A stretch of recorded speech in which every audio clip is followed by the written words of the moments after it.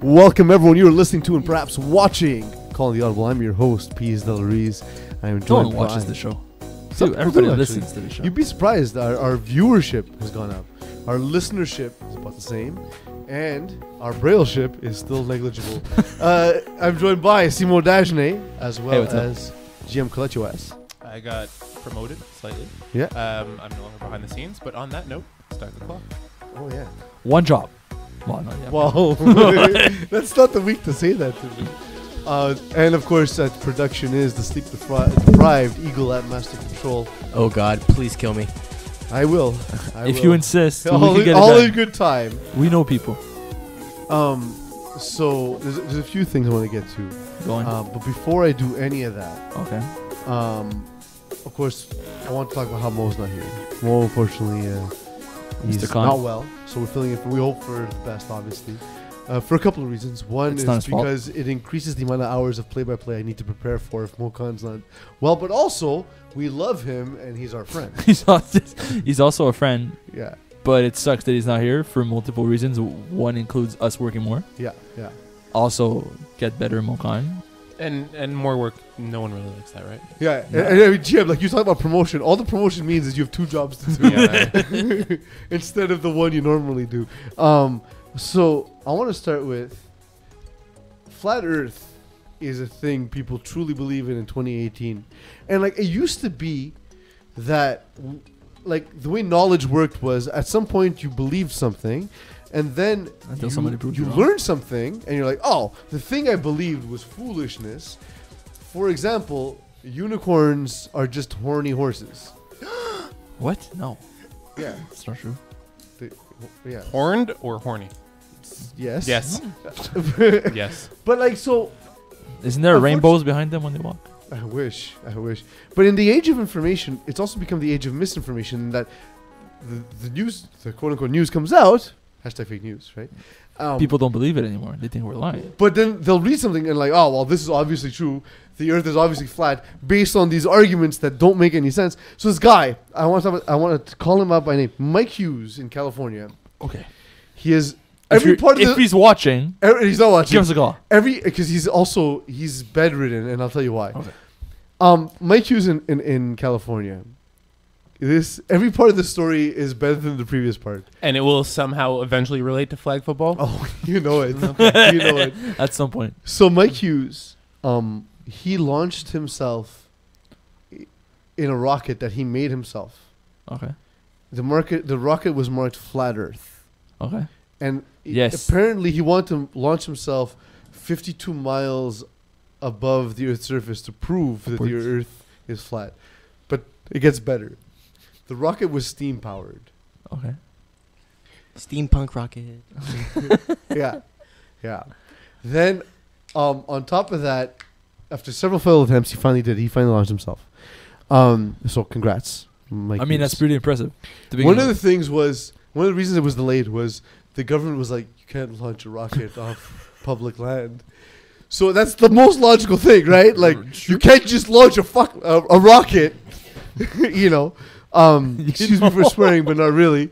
The next thing is that he built the rocket himself. He's a 61-year-old limo driver. So Okay. kudos Well, the to fact limo that he's driver. able to build a rocket that goes 52 miles up. That he also got the parts from a motorhome he bought online on Kijiji. I told you every part of this it's probably not story. Kijiji, but No, it's Kijiji. How did this guy not get hired by NASA? Because he wants to prove that NASA hired the actor Neil Armstrong okay. to pretend he landed on the moon where he saw the Earth was a globe. All pictures are fake. Yeah. And so Does this go on? he unfortunately launched himself. It only went 1,800 feet, and then there's two parachutes. One that he deployed very late, and he's very injured in the hospital. So, like Mo Khan, we do wish him well. So, But that's his fault, though. I have a It took question. you 4 minutes to get to the point of Mokan. Yeah, no. Well, still even at my point. Okay. First point Where's the flags? is if you're a flat earther, do you call pancakes globes? I like that. I like that a lot. Second point, this guy built himself a box still not impressive. Vic in a box. They had a great season, Division 6. They're in the finals. Hell of a trip. Oh, they're coming all night long. No. You guys been used to Mocon. You're getting the full Peeze treatment. This is how my brain actually works. This is how my brain actually works. I was expecting something with like parachutes and flags and No, I don't FPF. actually plan the transition in advance. I talk about something and then find a way to make it relatable. But Vic in a box, they took it to the U. Styles Trudeau really chewed up their offense, and one of the keys to the game was the dumbest thing in the world, and something I never would have expected the U to not be able to figure out. He would literally roll out 2 or 3 steps to one side. Okay. The entire defense would cheat, and he would hit a seam to the other side, where he's not really throwing across the field because only 2 or 3 steps, but he would But it's planned. He plants Yeah. and then you just plant and throws a seam across the field for a touchdown. okay. It's like the Madden rookie mode exploit. Like you just kind of roll out with Mike Vick and then just Vic in a box. Where Styles Trudeau Vic in a is an box. outdated video game reference. Yes, absolutely. It worked. It So did work. kudos to We have a write-in, #Flat Earth. Thanks, Kate. Thanks, Kate. thanks, Thanks Kate. for watching. Is Kate a flat earther? God, I hope not. She's watching. For sure. So, what's your first impressions about Oh, this like? is what's going on here. Yeah, because I haven't loaded. I haven't preloaded the script, so I'm still buying time. You kept it close in the first half, but then still unable to control the game Yeah. at any point. And then Evan Frank looked totally uncomfortable. Ismail Fresnillion with the most unknown player on the team. Yet again, I played against him. Great rusher, track athlete. They had to teach him sort of to break down. We saw it, and now he was like throwing balls into the earth, into the ground, not able to get like some Into the territory, I like that. and like and basically everywhere he went, it just came up flat. Not unlike that joke. there we go. This is getting slow. Thank you, Ilo. No, but it is one guy that we don't talk about much. Ismail, he's not necessarily the player that gets a lot of attention. He doesn't get the big He's numbers. not the big star, right, on the team. And B, Yeah, he's a defensive player, right? but he So we doesn't don't get talk about him those much. like 25 sacks. He doesn't have the kind of season Andrew Knopp had, for instance. So we don't necessarily recognize him. Knopp? Knopp. I dubbed that, but okay. It doesn't. So us as media, we don't necessarily put a lot of pressure on guys like that who have a few sacks in seasons, but a good defense relies a lot on the rusher, and you see it here. If the quarterback's not able to even like throw a little bit, hits the dirt most of the time, that's what happens when you face a good rusher, and the defense kind of relies around him. And you don't necessarily have to get a lot of sacks to be an effective rusher. If you're cutting off the passing lanes, if you're taking great angles that prevent the quarterback and especially mobile quarterback from running or hitting those first reads and getting a little bit flustered, you don't even need the sacks to be effective and get under the skin of a good offense and a good quarterback. Yeah, no, absolutely. And like, so especially the guys who are less mobile, one of the things that you don't realize how it affects you is how when if a guy comes in fast, you're not really stepping into your throw. You're processing your reads a little bit quicker. But for mobile guys, what it is their ability to keep you to one side of the field, their ability to cut like avoid you cutting back and buying extra time. Because like when we played the U and Evan Frank, one of the big things was, man, we had him pinned to a side, he cut back and then found a receiver on the backside. Like no defense is going to cover broken someone for plays. 6 seconds, right? So that was something in evidence there. But again, kudos to Vic in a box. Big win against the U. The U is a team we had high hopes for. yeah, well, it's good to finish in the Final Four. Mhm. They went to the conference finals. There's some credit to be had there for making it like the last two in their conference. They had a good season. If you make it all the way to the conference finals, it was a good season. It sucks that they didn't make the finals, but they were outplayed. Yeah, for sure. Fighting Flamingos 14, practice squad 8. I saw this game. A lot of it made me want to remove my eyes for the rest of time. I feel like I've heard you say that before, though. I don't like games where there's not a lot of scoring. I'm easy to please. Like my favorite movie plot is explosions. My favorite actor is explosions. My favorite director is explosions. So Michael Bay. Michael Bay, correct. Your favorite scoreline is 30 points or my more. my favorite scoreline is explosions, Eagle. I like That was explosions. clear. The only thing And I what like better- about what better fireworks, explosions? What? 40 bombs. High scoring game. There you go. That's your transition. or even if it is like a game that's like you methodical, whatever. Give me a game that's methodical and effective, and don't give me incomplete passes. Don't give me plays that go nowhere. This game, Fighting Flamingos against Practice Squad, was a collection of plays that went nowhere. I want to shout out Practice Squad quarterback Shane Feinberg for a reason that you wouldn't expect from the scoreline. Shane Feinberg wrote to me first thing in the morning. He said, Peeze, I need help in the red zone. So Before the game or after the game? after the game. Okay.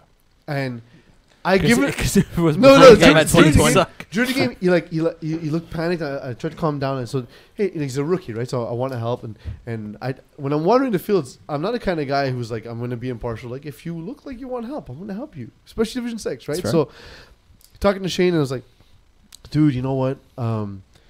Like try this, and I gave him a play. The thing is, giving somebody a play and even drawing a play out, if they don't know how to read that play, if they've never done it before. In a game, it's too fast. It's too much at once. You can't. It's not impossible, but it's very difficult. This is also one of the reasons why no one in the huddle should be calling plays but the quarterback. Because even if you have the greatest play that's laid out, if the quarterback doesn't know what the reads are or doesn't really understand the concept and how he should be making his progressions, there's no point in calling that play whatsoever because it's gonna confuse the quarterback.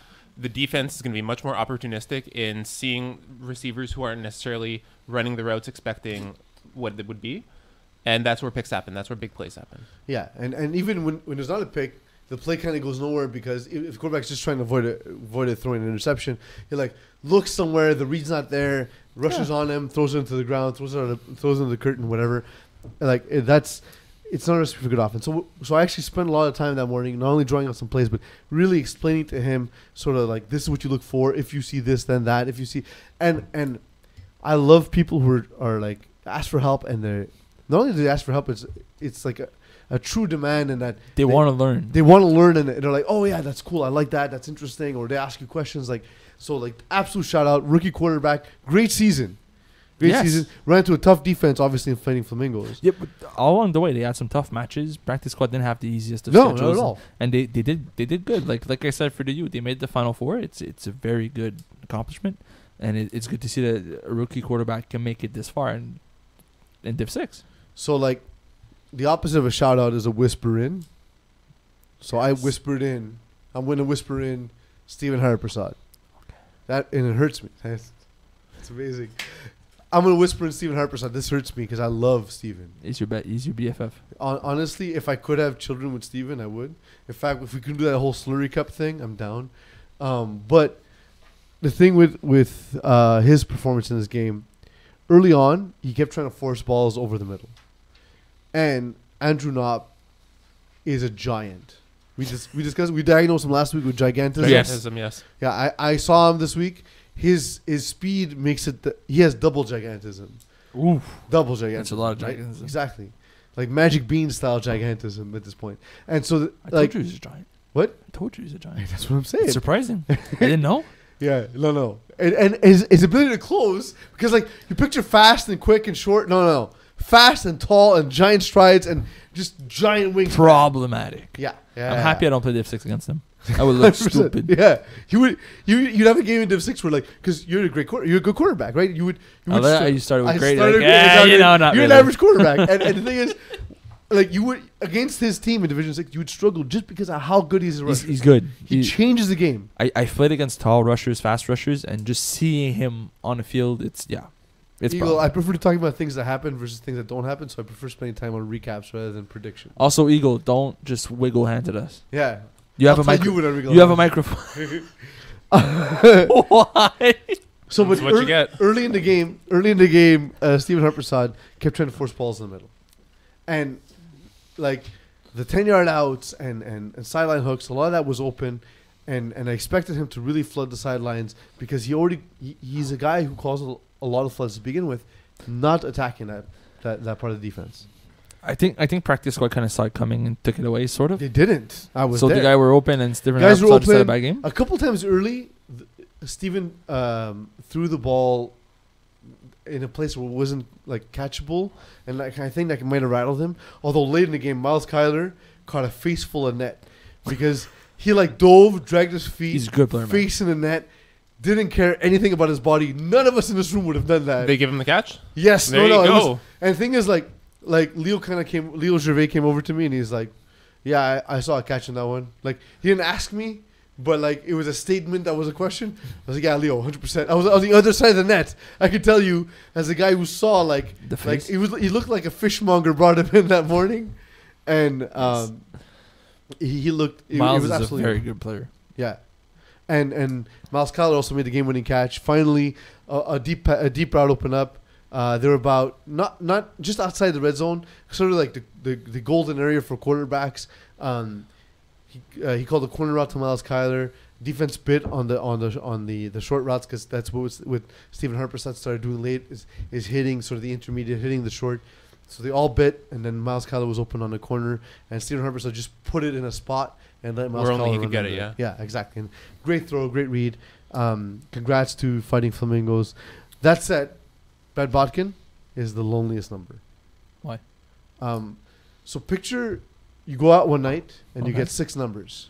That's pretty good. Except if it's from one girl, then 6 you don't numbers get a from full. You don't get a full phone number. Oh, you mean 6 you digits? just got 6 digits. So it's an issue. We're sorry. Your call cannot be completed as dialed. I'm impressed you had that on hand. Yeah, that was Actually, pretty quick. If only we had that every show. So yeah, Eagles on point today. Where you been for 13 weeks? he's in roadshow form. This is me. Yeah, in roadshow form with no sleep. So basically, you get fun after no sleep. Red Bill is coursing through my veins. I will Red say, Bill? Red Bill. I will say one thing that was open all game was Brett Botkin hooking on the sideline. Stephen Harper did not throw in it. There was even one play that there was 2 defenders stacked over the slot receiver, and he called a post. Brent off on an island by himself. Yeah, Brenton by himself, and what he did instead of throwing the hook to the outside, he threw the post, but across midfield, thus allowing the defender who was standing right there to intercept the ball. It But was no- like, and I'm like Steve, pre-snap, like that. You read that pre-snap. You knew that was. It was like you forgot. Like Andrew Knopp got so in his head, he forgot that safety was there. And that's what comes from having an effective rusher like Absolutely. that. It takes away those reads and just sort of flusters you and gets you off your game. Yeah. Um, In Division 6D, yeah. Yeah, you there's didn't write it. some- I have them you- prepped here. you messed the up the first script. game, Sick Bick 30, Green Monster 25. So Sick Bick taking that game there. Are you surprised, Peeze? No, we have that in 5A. how many points does it take to win a game in the playoffs? How many points? 19. Try again. 1. 20. Try again. It takes 1 point to win in the playoffs. You have to get 1 point more than your opponent. It only takes 1 point to win. How many points does it take, Jim? What's my mantra? What have I been saying all season? 33 points. In Division 6, apparently 14. 19. No, because they won 14-8. It would have been 9, Eagle. You're not We're very talking good about at Sick Bick 30, Green Monster 25. I But know. the real answer, 14 because points numbers won in the radio playoffs. is the worst. Yeah, this is all terrible. 33 points. 30 points. Well, no. 5 touchdowns. Well, you need some converts. I Apparently, like to believe 33. Sick Big did not. Because Green Monster does not score more than 30 points. But They don't I will score. Yeah, they done it twice all season, Yeah. and in the times they did it, it wasn't 30. It was like 50. Yeah. Because they had so many like pick sixes. When you rely on your defense, there's only so many times you can go to that well before you hit a well rolling offense that can just like take you off your game. so it a rock. Sort of. No, agreed. And man, my script really got messed up by formatting, right? It was So- terrible. No, but it wasn't actually this way. I don't know All right, what so happened. Danny Elward at 4 incompletions. That's all not game, the same which game. makes no sense No. because this is not No. Danny Elward. No, but Patrick Sasson. it's like I'll read what it says. It's a good thing someone came prepared. I no, but like honestly, that wasn't the formatting when I sent it, so I don't know what happened. But so I wanted to help, so I read what was next to it. I acted like I knew what I was doing. Patrick Sasson had to step in for his quarterback. Jason Souza got hurt in the previous. Okay. game. So honestly, I want to give full credit to Patrick Sasson. He was the guy who, first of all, confronted me and he said, "Our defense is the best in the division," and their defense actually, for a large Well, he part of did the win game, looked good. Defensive Player of the Year. Yep. He's- And but the thing is, he at quarterback, he kept calling this play in red zone, where it was like 2 guys running X route. Let's call X route a pick, and then a guy coming underneath, and Sick Big out. Like they simply did not know what to do. If Green Monster got into the red zone, it was a touchdown. okay. And it's just because he kept running that same play. And I even heard them keep saying, "Christ, it's the same goddamn play." That's the And- most frustrating thing. If you're, on defense and you know what's coming and And they lined up the same not way. working. It was trips, so you knew it was coming, right? But be better. I know. Yes, correct. Yes, be better. So we gotta give credit to Patrick Razon for being a jack of all trades. Like, it's rare to Patrick of all trades. Is it about Jack? nice. Pat of all trades, perhaps. What I like about he's a very nice guy. He coached FPF Junior a few times. I've met him there, and he's been in FPF for quite some time. I just never noticed him, but he's able to play he's the guy that can play safety, corner, rusher. Got ridiculous stats. Made defensive player of the year. He's probably their best receiver on offense, and now you're telling me he can play quarterback. And it wasn't incompetent. Sign him up. Yeah. I want that guy on my roster. And like you can tell he wasn't truly comfortable, but he wasn't incompetent. Like he didn't just call plays where he's like, I'll scramble and find something. Like he was calling plays that made sense, plays But that I think worked. he understands the game enough to know that if he does that, it won't work. Yeah. So he needs to have a game plan and I need to pass, I need to do these, I need to do, and he understood that running around wasn't gonna cut it. Check this out though. Okay. Red zone. Checking. This route in red zone. Benji Ziegler. Out to the cone, up the Okay. sideline, in across the back. That's a long Touchdown. route. Nope, not for Benji Ziegler. That's a dirty route. That's a long route though. Nope, not for Benji Ziegler. I'm telling you, dude. I'm telling you, it was not a long route. The guys, we've been talking about speed. We've been talking about his ability to box out. We've not talked enough about the guy's route running. He's very, very, very good. Absolutely. He's very good. So like, honestly, I think there's a bit of refinement that's missing from Sick Big in their offense overall. But man, that level of athleticism is tough to contain. I don't know where to take notes. So as a defender, then in 6D, how do you, especially going into these playoffs, how do you deal with that? Having someone who's such an effective route runner as Benji Ziegler, how do you defend against that? Are referees listening? They could be. Eagle, do we have more than 2 viewers?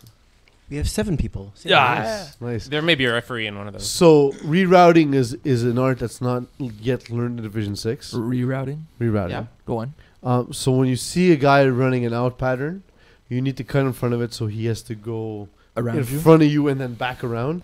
If he's going in, you need to position yourself inside so he has to go outside you and in. Well, there's also if you cut him, most receivers what they're gonna do is they're gonna go around him, so behind you and try to go out. In those cases, as a quarterback, you just made yourself impossible to throw to. Yeah. You can't, because if you put it on a string as you're supposed to for an out route, the guy's in front of you is gonna jump it. That's a pick. So as soon as your receiver goes behind the DB, he's useless. Yeah. Knowing that, if you're playing defense and you know that, just cut in front of him. Now, and a you tackle just that took him works away. because you have an offensive line that protects you for an extra second or Yes, so. and you're- But with the rusher in FPF unabated to the quarterback, that's impossible for you to get the time to throw. You lost the that. window already. The other And this can even be done without like laying hands on a receiver Yep. or committing any sort of fouls. If you just plant your feet but in it's the better turf, if you do. not that we advocate that. Peeze, we're not supposed But to if, tell if you people plant your to feet do in the that. turf and make him run around you, as Yes. was saying, you're essentially helping negate him from the play without. Yeah, doing you it. just jump in front of him and make sure he goes around you because your body's there. He can't run into you, right? Yeah, and so there's that, and just on the defense, a lot of times in Division 6, guys play a little bit passively, or they play too close to the line of scrimmage and they get beat right off the line. So I remember Rusty Ben Applicator, one of your former teammates, GM, and I was like, I can't play defense, I'm too slow. He's like, no, he's like, speed has nothing to do with it. He says, line up at 7 yards. If you're guarding the flats, your first step is forward. Mm-hmm. And that helped me so much because he's like, don't read the quarterback, read the routes, and then take away the route. Yeah. And that's the thing is that when you see what he's doing, if you're at 1 yard, you cannot take it away because he's faster than you. It's not in front of you anymore. It's behind you. It's behind exactly. But if you're And at like, where's the 7 yards, goggles, Paisano, the Flintstones? What's behind me? That's no matter. Facts. yeah, But relating that back to FPF and what you said that Rashid mentioned, and it makes so much sense, is that if you're playing short flats, and anyone who's still listening to this in Div 6, Div 6D, or otherwise, it's valid as a defender. Mm-hmm. If you're playing flats, there should be no reason for you to step back on the first play, the first second Yes. right after. You're already back. Yeah. Right? yeah, you there's no should reason start. to go You should backwards. start further and shoot forward, then Exactly. try to like scramble and do both. Yeah, agreed 100%. Pick up the guys in front of you. If they're behind you, look to your left and right. If there's no one, start backpedaling because someone's behind you. So I was going to ask you to give me the next game because my script's messed up. But GM is a genius, even though your screen is dimming. Gem is just Air better Force than One, 25-17 over the Quackers. I will say, Kareem Seymour Asset made a dirty catch on Nicholas Lassard. It was wasted on a convert though. He boxed him out, put his arm just to like maintain position, with one hand, reach over and pull it in like nothing never happened. Yeah, like it was like a snowflake falling from the sky. Nice. You know, So awesome size for Quackers. So you Inability to use it fully, but impressive in the first season. So you were there. Me There's there, him, me yeah. here. How do you score 17 points? in FPL? It's got to be a safety, right? Well, there's no other possible way. Like you can't mathematically reach. So I was 17. watching 3 games at once. So you don't know. Don't know. So mathematically, you cannot score 17 if you don't have a safety. Yes. So safety. Thank you for answering your own question, Simon. No, but like it could have been something else. It's 7 and But 10. yeah. honestly, the score almost doesn't matter because it even like the game never felt that close. Simon Blais controlled, and it's like we talked about Simon. Like he has the ability to put up points when he wants to, but if he feels, I need to manage this game, I need to make sure that they don't get to play their game. He absolutely switches gears in a second, and his ability to use his players and put the ball up in a spot where only his guys can get it because he has tall receivers, athletic receivers. Nick Lassard, one example on a whole team of guys who can go get the ball. Absolutely excellent. Air Force One all around is very good. Like the team itself is very good. The receivers are very strong. The defense is also very good. Underrated. We talk a lot about their offense. We don't talk much about their defense. But Simon Blais also, like we've talked about him a lot, so I'll try to keep it short a little bit. But he's sure he could put a lot of points. He's a flashy quarterback, but he's also very intelligent with the football. He knows that if he takes too many shots, you're giving the other team opportunities. But if we already have the lead, why should I press on? Yeah. Like I'm already at the point where I wanted to go. But it's not even when you like. It was even like halfway through the first half when he kind of got the vibe of what the game would be. But there's a lot of people who don't get that. Like they feel, oh, I have the lead. Let's put the pedal to the metal and keep driving it as much as we can and score. But sometimes doing that could create turnovers or bad plays or whatever, and then you give the other team a chance. But if you play it safe, you never give them a chance, and you guarantee to win. And it's not necessarily like manage a game in a derogatory sense, almost like this. Yeah, this is what is carrying them to the finals. But It's the keeping thing is, like, the one of possession the away things- from the other players. One the of the other things team. that's most one of the most despised terms in tackle and in NFL is one of the most important skills in FPF: game management. Yep. Games are literally lost by quarterbacks who mismanage the game. Yeah, you score too fast. You give them 5 plays, they score afterwards. You just denegate your whole drive. And the thing is that honestly, just the ability to switch gears like that, absolutely impressive for Air Force One. In a game in Division 5, moving on into 5A, Hurricane season taking on. Six first. What? Are we doing picks? No, we're doing picks at the end. We're doing picks and previews all at the at end. once. Yes. Okay. Yeah, organized. this week. Because this script doesn't It tell says me. it at the end. What's the last thing on the script? Page 3. I don't know. I gave that page to Jim. Jim, what does that page say?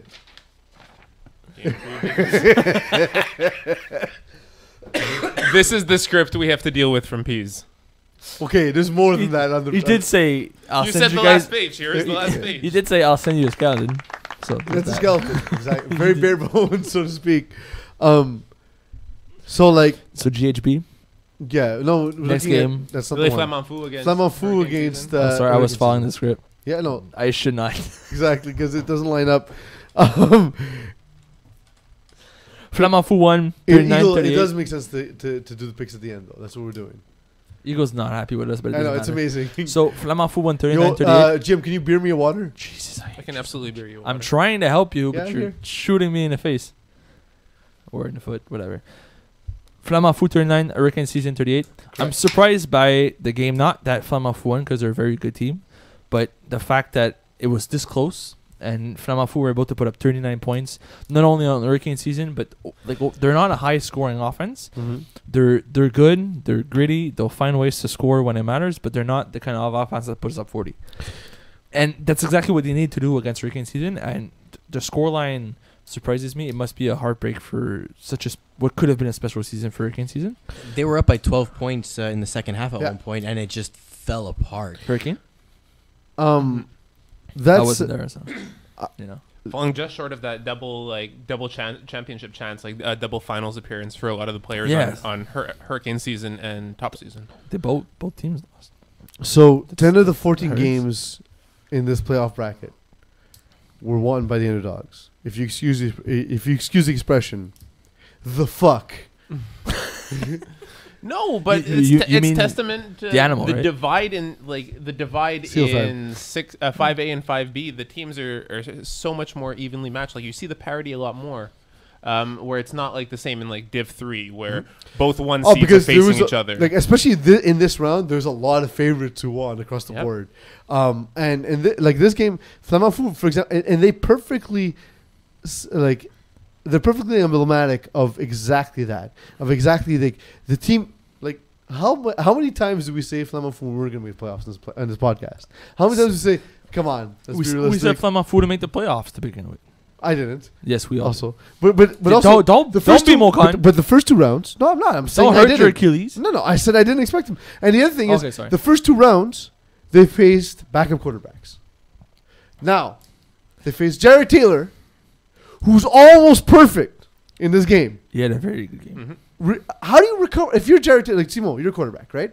If you're Jared Taylor, new quarterback in the league, you have an almost perfect game and you lose a playoff game, and it's not your fault. How do you recover from that?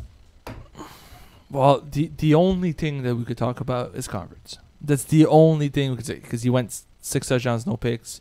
He scored 38 points, but 38 out of 6 touchdowns is like you only get one every three converts. It's not great. So the only thing that he could improve on is converts. He's playing in the higher divisions. He knows how important converts could be, but he had a phenomenal season both in Division 5 and Division 4. There's no knocks on him.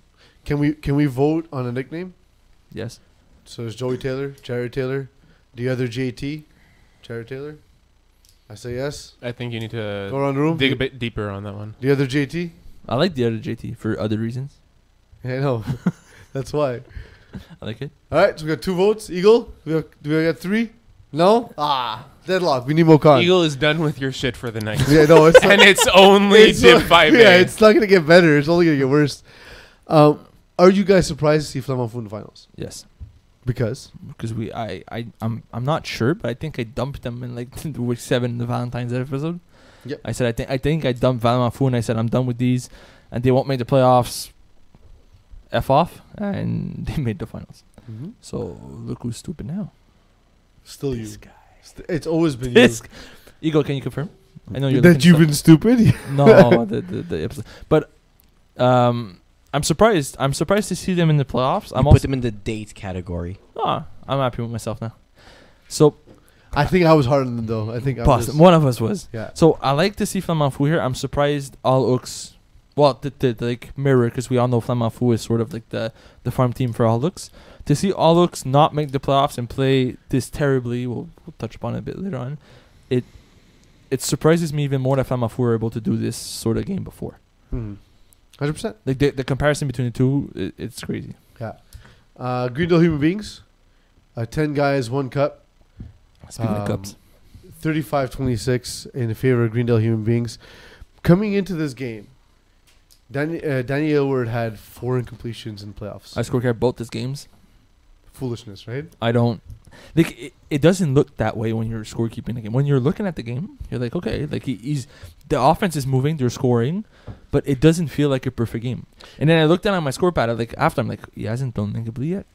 Wait, what now? But how Am I missing plays? No, but how like who does that remind you of?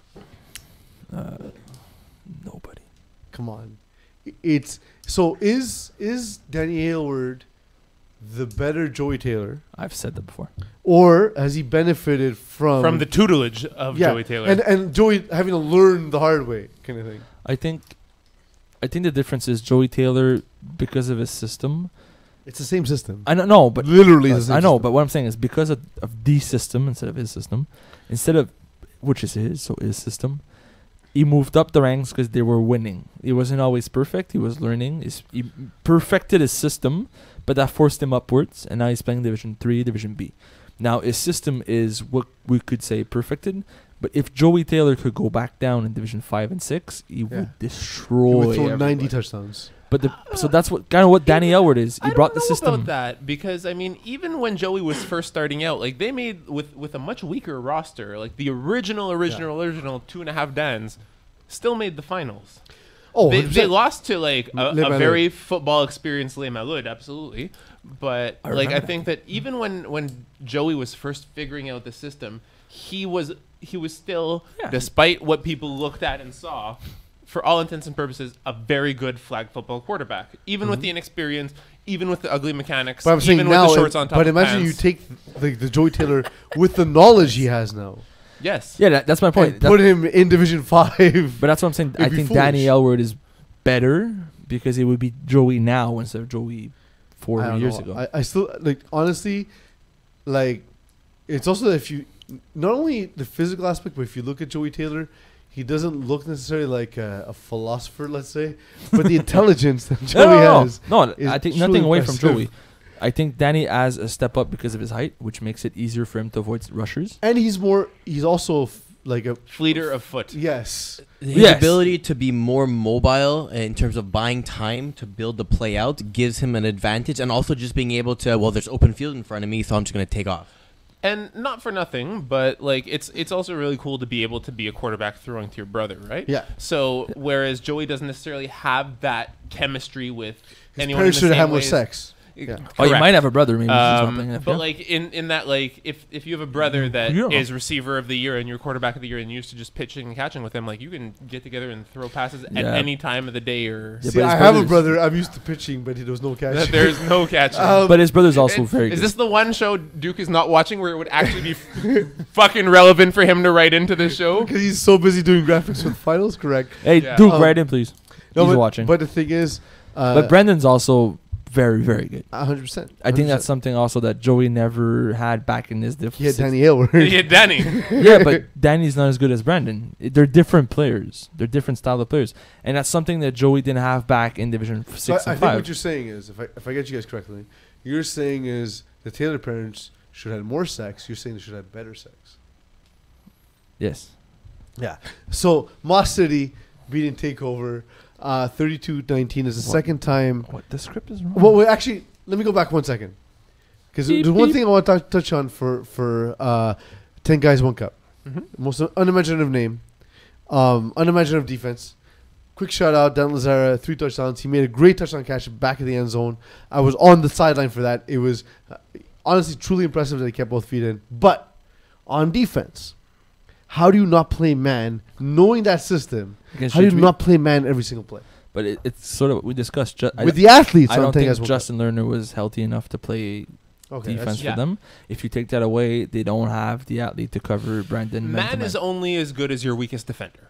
Mm-hmm. Because if there is a mismatch, even at the Yeah. fifth best receiver, you can exploit that. Yeah, it also works the other way around, right? If your number one defender can't cover the number one receiver, what's the point of going man? I Yes. think it's not the other way around. I think that's exactly what GM said. Well, no, I said it's kind of the opposite in that, Yeah. like, the weakest defender can't necessarily cover the fifth weakest player. If you're playing man, you can hide your weakest defender against the receiver who sees very little coverage. For example, Simon, bench right. Right? Bench right. You know he's not going to White get bench. balls. So White bench. even if you put your weakest DB on that side of the field, he gets thrown to once, twice in the game. So effectively, you've nullified that risk. But to Simon's point, if your best DB can't cover their best receiver one-on-one, You don't- you have to play zone. You have no choice. You can't hide anything. So You're Darren going to get McDason, killed. you think can't take away Brandon Just Darren? Edward? Just Just Darren. Darren? Sorry, my mistake. Just I- Darren? I apologize to Darren. Just Just Darren? Darren. He's not. I don't want to say good enough, but, No, but it's not. he's not the player. It's the to- matchup I'm talking about. He's I not the think player to cover word Brandon. the first word that I went to for that is a little bit versatile in that there are certain things that Darren does very, very, very, very well. Yeah. But the way that Brandon runs his routes and can just shed coverage, it takes it takes a different kind of DB to sort of cover that. Moss City take over. Moss City was at 32-25. Moss City won in week 7 as well. Both times it was just by attacking deep. Was Takeover just in a bad matchup? Yes. Yes, Because- we talked about it last week during the show, and I said that this game would get ugly with a lot of interceptions and turnovers. There wasn't a lot of interceptions, but there was a lot of turnovers. Moss City likes to play those drum balls. Takeover, sadly, likes those drum balls. And so you're fighting fire with fire. What happens? Someone gets burned. Cliches. Right here. On the show. Stamp down on that. So Can you move your cup? I can't see the clock. sorry, my water's in the way. Willpower GM dropped a would-be touchdown on a 4th down on the first drive. Snowgated. It seemed to set the tone for Takeover. They never looked comfortable. Do you think that was the case for Ian Heber? When you do have someone that you have your most faith in, and you've been used to really putting the game on their shoulders, and right off the get-go, it doesn't work out for you. That first critical, important drive, like Simon said, you're going on that first drive. You're going to those plays that you're most comfortable with, that work really well for you. And if that's shattered right away, you're behind the 8 ball at that point, and you're just trying to make it work at that point. So yes, absolutely, and especially against a team like Moss City, you need to play near perfect, if not perfect. Yeah. No, I know. With regards to having your faith, though, like George Michael knows. George Michael knows. Have your faith in Jesus, or in the case of this weekend, Greek Jesus. Also important. I thought you were gonna go with like Alpha T's flag Jesus. Yeah, flag. Not there yet. Especially because they're in the I was like right there. So you've wasted your reference at this point. Too late. Can't use it Correct. anymore. I'll force it in again. Don't Oh, worry. That's what you usually do. Moss City is they have their game plan is built around having a great deep ball thrower who can escape on a moment's notice for positive yardage. Is this the next evolution for FPF passers? I'll go to first the most opposite of that, Simo, and then GM as a general smart person. So so Simo, tell me what you think. Is this like the next thing we can see in upper division FPF? Just throwing drum balls. No, GM. You're gone. Okay, bye. 2-minute break. I'm done. Do you want to give him another shot at it? Okay, so Moss City's game plan is built around a great deep ball thrower Yes. with a lot of accuracy Yes. and the ability to take off if the deep ball's taken away, like to run. Is this the next evolution? No. Because It's a good option, but you cannot win solely based on that. And why not? you because as soon as you take away those deep throws and you have a good rusher, you basically only need 4 players on defense to take that away. You need 3 good safeties and a good rusher. That's it. You're abandoning everything below 15 yards, which basically you're taking only a portion of the field and you're fighting against only a portion of the field. You need to be able to use all of it, and you see it as you move up. Some quarterbacks who have a very good arm and are very fast are not necessarily successful because they can't read that middle portion of the field. Collect US. If there's one thing you do really well, eventually it stops working the higher you go. You need to be a little bit more multifaceted in different aspects of the game in case you encounter a rusher that's really, really good, that not only limits your time to throw that deep ball, but limits your ability to roll out and run. And DBs, as a rule, are dropping deeper. They're able to get back faster, and they're better as a whole in that coverage. So it's not just like one aspect or one trend that will sweep FPF and soon be like the thing in Div 2 and Div 1. It works up until it stops working, if that makes sense. Like as you progress, things that made you special in the lower divisions don't always carry up to the higher divisions. And we see that some teams struggle in that when they move up, whereas the teams that adapt more and add things into their repertoire are generally more successful. Wrecking Crew 40, Blue Team 25. Wrecking Crew won despite not benching Kevin Kusai. Surprise for me. That's a shocker. Yeah. That's a shocker. Just like how snorting condoms. Don't know how that's a thing. Shocker. Also Tide Pods. Yeah. So you know. I've been surprised this year. I've been surprised this year. Snorting condoms? You don't know this? You haven't heard of this? So kids. So man, some people shouldn't breed, as it turns out, because That's what condoms are for! except when your kids are snorting them through their nose and trying to spit them out through their mouth. Guess how many kids are dying from this because you're snorting a balloon through your nose. Nice. He was ready. Man, you're on point today, Eagle. Well done, sir. I love how the show's making you angry, but you're also on fire. That's excellent. That's excellent. Well, it wasn't that like early on we were talking about we need to get angry GM more in this. Like Yeah. we're always better when we're angry at each Yeah, other. yeah. It's definitely Angry Eagle. Don't worry, we'll take a break after this. I So, was like, Eagle, can you read the freaking message? so the thing is, Wrecking Crew won despite benching Kevin Kusai. clear condom smoker, condom sniffer, Kevin Kusai. I mean, that was a serious gamble for them. Yeah, I would have benched him just to be sure. yeah. It's like, man, because if he's right about this, it's never gonna stop. Can I exit the frame on this one? But I will Sure. say, Bumper. the other option was having Stephen Harper start on defense. So I'll go with Kevin Kusai Yeah. over Steven yeah, Arpazat. you want to have that deep headband on your neck, and you put it on defense. See what happens. Blue team, Alexander Raymond, great thrower on the run. On a few key circumstances, took deep shots when checkdowns were available, and that's the one flaw I saw in this game. I think that's sort of what we talked about earlier. If you have a guy that's mobile, can take deep shots. Alexander Raymond's that kind of guy. He has a good arm. He's accurate, but he looks deep too often, and this is what happens. You had that opportunity to check it down to get the first down or maybe some more after yards. In FPF, it's underrated how easily someone can miss a tackle, which could turn into 10, 15 yards. If one guy misses, sometimes it turns into a first down and then some. People say, oh, the guy was right there. The play would have been over. Maybe not. On one of those occasions, GM Cheyenne Stewart made him pay. Mm-hmm. Like we were like on the sideline saying, Despite that lazy t-shirt. yeah, number one, lazy. Well, let's like all game long, hadn't really made a play. Bam, out of nowhere, came across the field, interception. And I think that is just a little bit testament to Alexander Raymond's greenness at the quarterback position, having only come in midway through the season. Things worked out for them until it didn't. The deep ball worked out for them until it didn't. In the same way that I brought it up in the previous example, as you mentioned, where checkdowns would have been available and taking things, incorporating things into his game that weren't before. Mm-hmm. So this is the difference in the semifinals between a team that's going to the finals and a team that falls just short. Right before we go to break, just quick shout out, Stephen Harper side. We were hard on you in the first game. This game, however, 22 for 24. Holy Jesus! Holy Jesus. So again with the We'll Jesus. come back with flag Jesus after this. Nice try.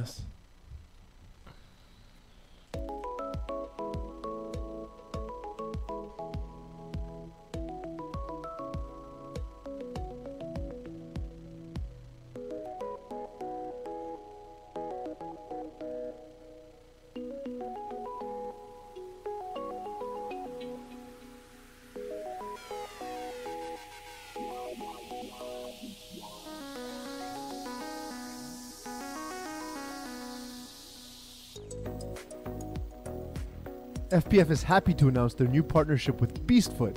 Beastfoot is not a degenerative disorder where the foot becomes monsterized and tortures a small town.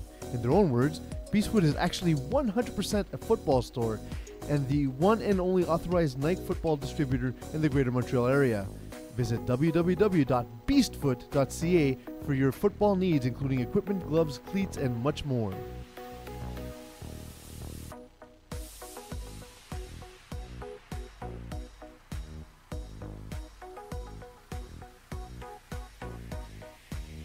Calling the Audible is brought to you by The Zone. The NFL is done, but there are still the playoffs and the Super Bowl ahead, as well as countless other leagues and sports on The Zone. The Zone, that's DAZN.com. It's the only place in Canada that will show every single NFL game, including the playoffs and the Super Bowl, plus NFL Game Pass, NFL Red Zone, and NFL Sunday Ticket. The Zone can be viewed at home or on the go on smartphones, smart TVs, tablets, and gaming consoles. Fans can watch their favorite teams, leagues, and players for an affordable monthly price of $20 or an annual subscription for $150 a year.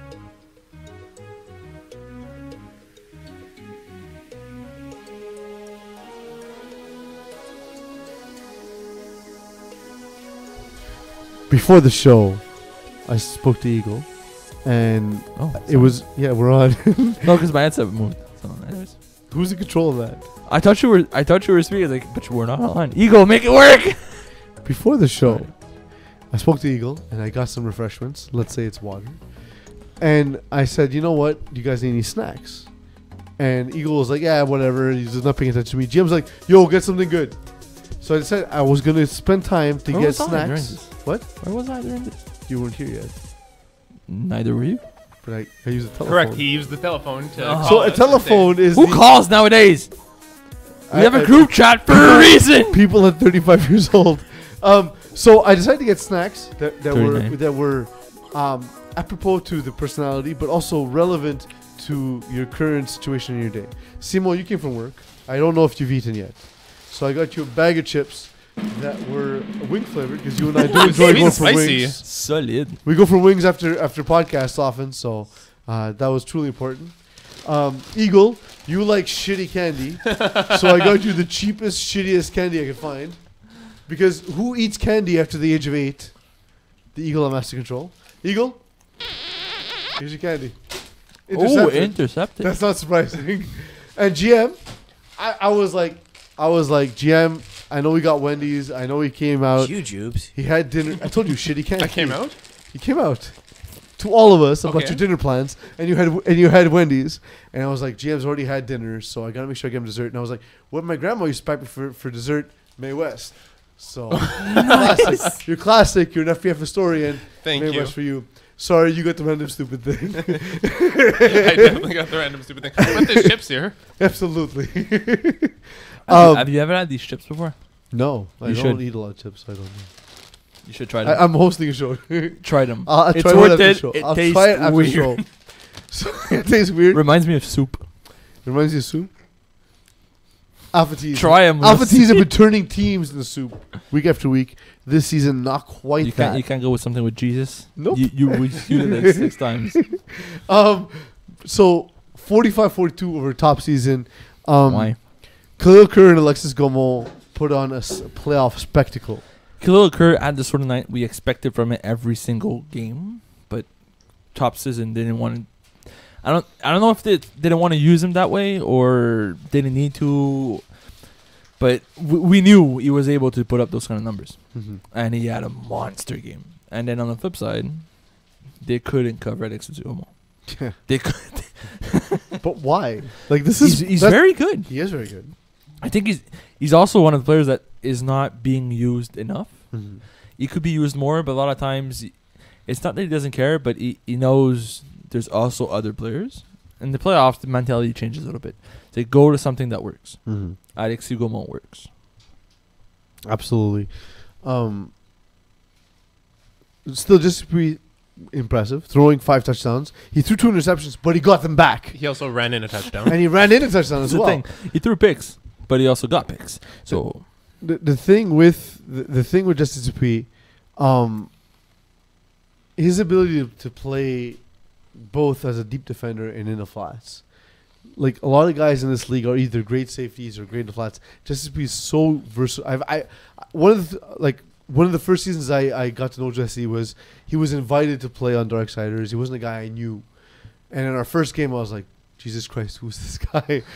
And that was even before. Flag Jesus yeah. Christ, who is this guy? And that was before he was even an established quarterback, because at No, that he point he was wasn't. just a receiver. yeah. well, he was good, but he wasn't. You didn't Like know nobody him to knew, be he this wasn't a dominant. household name in FPF yet, and that was the thing. I knew of him as a defender, and now seeing him not only being used at that position, but also used as a quarterback and being as effective as he is has been truly, truly impressive. Who I see him blossoming into, and I consider this person like up and coming elite company in FPF as well, is that I see him blossoming into that sort of like Jonathan Maher type player who's very, very good Yeah. at quarterback, even at the highest of divisions, and still plays defense that well. And because they're so good on defense, it helps as a quarterback in calling those plays and making those reads and progressions, because they know like, oh, I'd probably undercut this route, or I would do this, so Yeah. here, let me do this to exploit it. But like it's also just it's like Jonathan Maher, but ripped like Justice Dupuis. So it's like you have Jaws, but he's ripped like King Kong. So I mean, land sharks, Well- really dangerous. How are you so on tonight? What's up with you, man? You're in my brain. It's the jujube. Like, by the way, he ripped me for jujubes. What's he eating right now? He ripped you for it, but he's still gonna have him. Your mic's First mistake. They're very mediocre, It's too late. You made the joke. but they will twice. do. but you got like a fistful right there. You're fisting jujubes right into your mouth. It's okay. Go out by you monster for Rojo. Yes. Okay, Keyport Lock beating Jaeger Bomb. That surprises me. Do you guys have? Sorry, score was 32-29. Yep. Do you guys have an ugly description for Jaegerbomb? I do, but I can't say it on air. Sorry, not for Jaeger. For Keyboard Locks. I do. offense. I can't say it on air. Find a way. Jim, you want to take this? You wanna It start? works. It's not ugly enough. Yeah. It's like that one time that you're walking back from the bar at 3 a.m. and you see this guy being bum rushed, and you feel bad for him, but at the same time it's pretty funny. So you kind of Because the bum rush is effective. So you kind of let it happen, but when you get home, you kind of feel bad thinking back about it. I was gonna say, also 3 a.m. You're leaving the bar. You kind of like a little bit tipsy. You fall over. You slip, and you're like, "Oh, the ground didn't hurt that much because I slipped on the used condom." That's their offense. So the used condom offense of Keyboard Lock. Make these illusions. And I wonder why we keep getting demonetized. I don't know. I don't know why. We don't have viewers. like the thing is, we keep getting demonetized, so I'm just gonna do my thing anyway at this point. I mean, this is why we don't have viewers. How many Yeah, viewers? it is. 7. Nice. We kept the 7.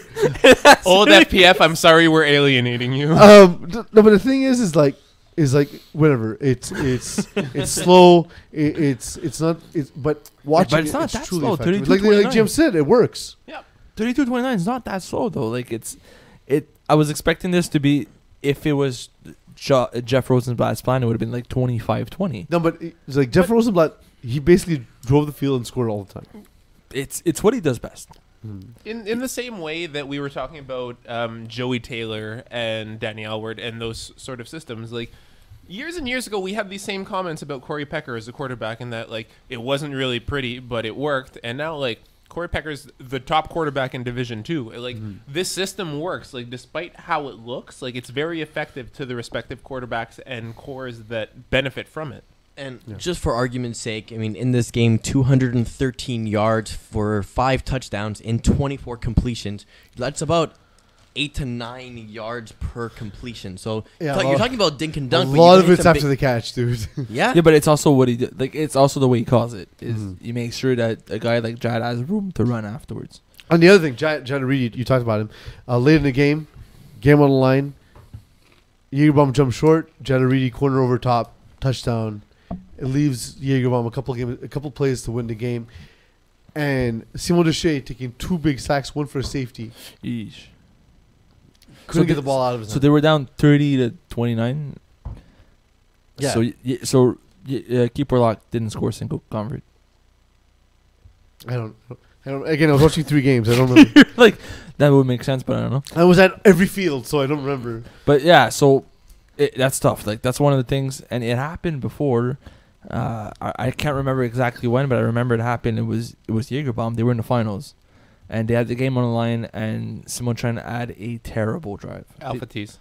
It's Alpha T's? Yeah, Thank you, because Jim. the other time they were in the finals, they won. Oh, thank you, Jim. How would you remember that, Jim? It's just the memory I have. I've been told to subtract 2 viewers from our future viewer count because Terry and Matt Kirak don't count. That's true.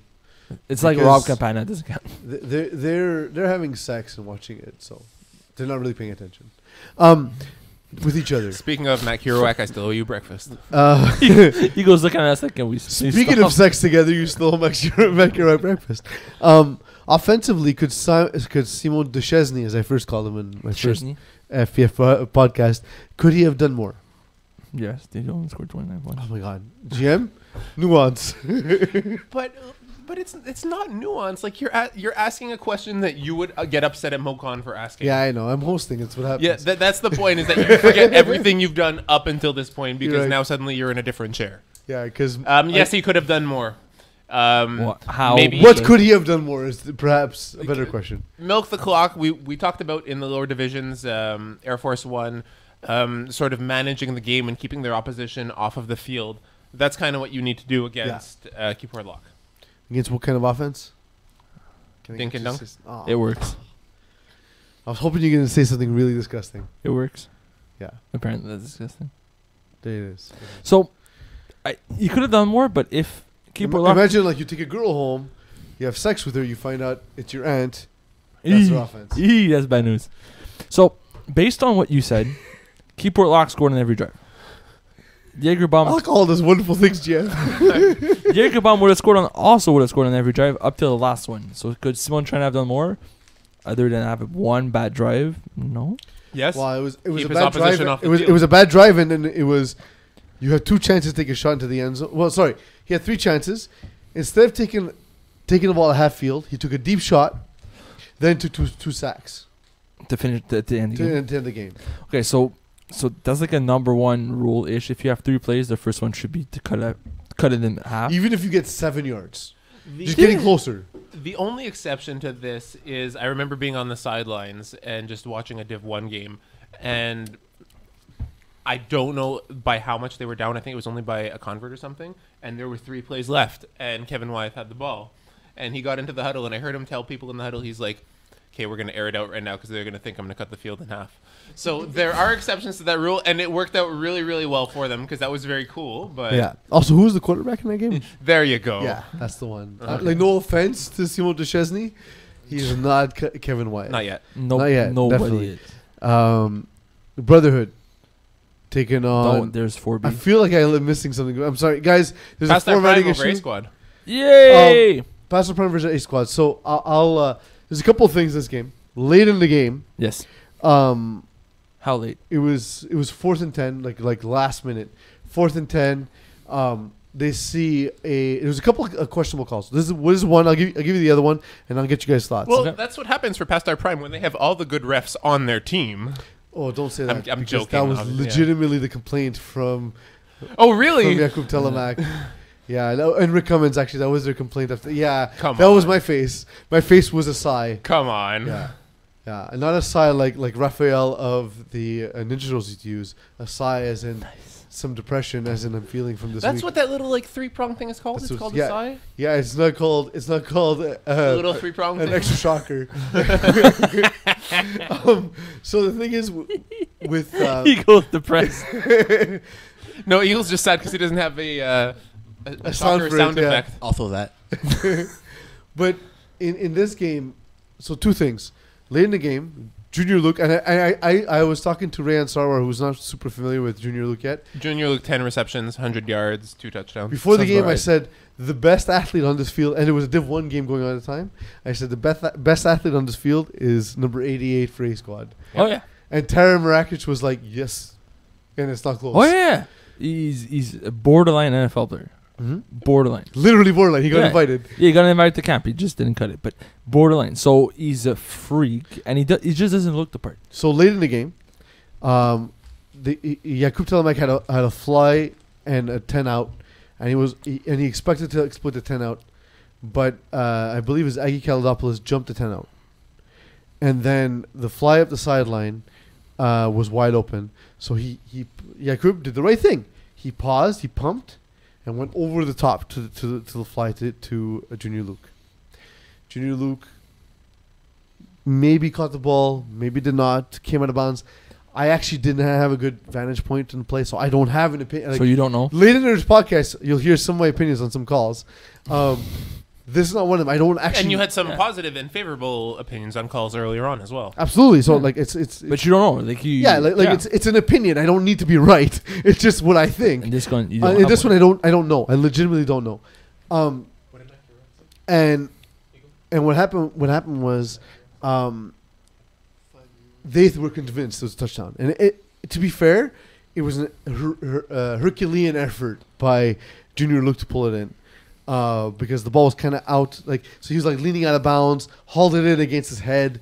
Like Yeah. like if you flipped like David Tyree on that famous catch in the If you take David Tyree and Mario Manningham and you there make we one go. catch, That's the one. Thank That's you. the one. But I don't know if he had possession. I don't know if he got his feet in.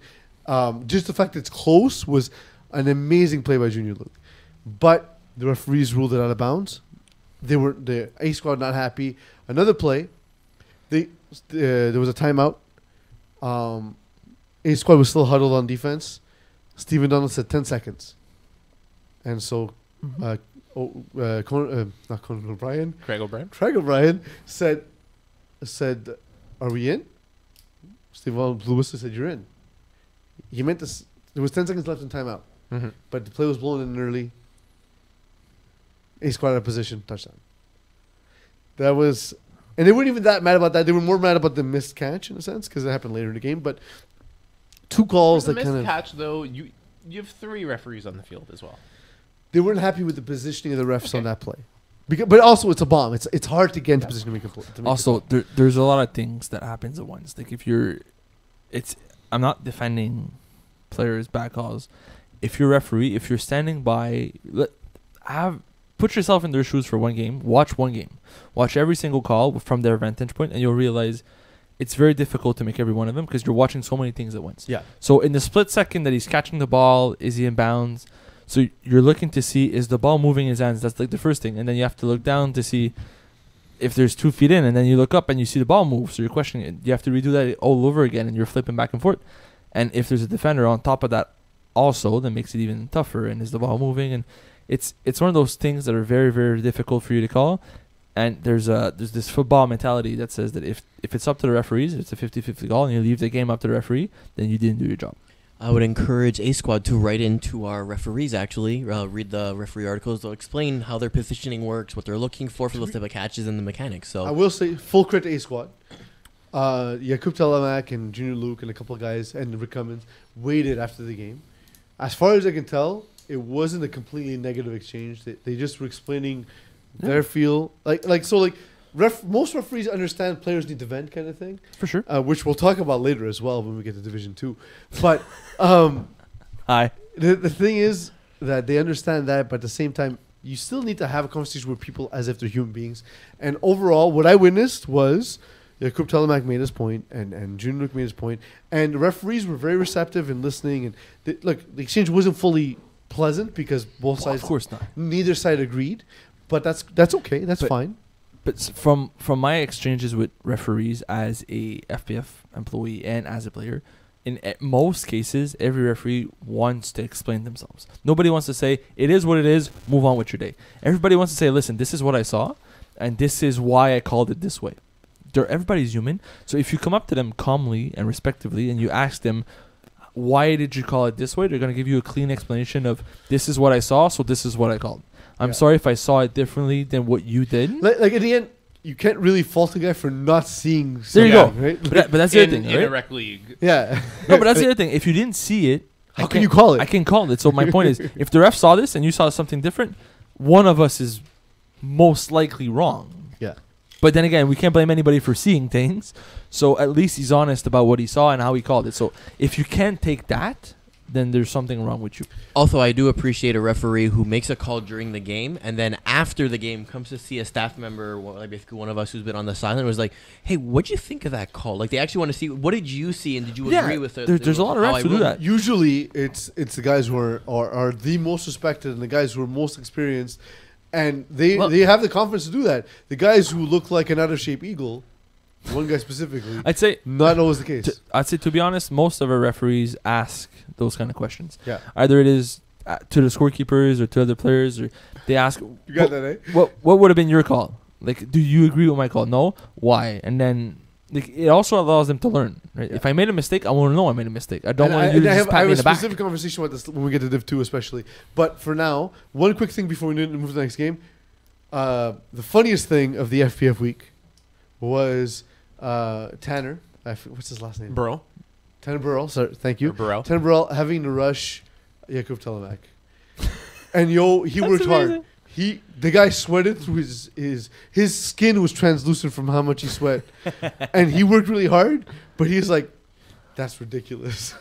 So the defense did a good job around him to make sure it didn't really hurt him, but Yeah. he was given it such a tough But he's task. also not the right player to rush Jakub to the match. But that's what they had He's that the right night. player on that team. And Given that and the roster speaking that of night. rushers having a tough time, Tell me. Jordan Mitchell, Yeah. blue chips, Tough probably rusher. the toughest guy to rush in FBF Mhm. by a landslide. And now Pastor Prim's going to have to figure out how to rush him. And hopefully it's not because- Tanner Burrell. Because they won against All Looks by a landslide. Yeah. I spoke to Thomas Couture after the game. He's like, yeah, I didn't expect that. What do you want to do? He's really, really good. Every time, so I was at the other game happening in Field 1. Every time I turned around, I saw Jordan Mitchell breaking a giant run.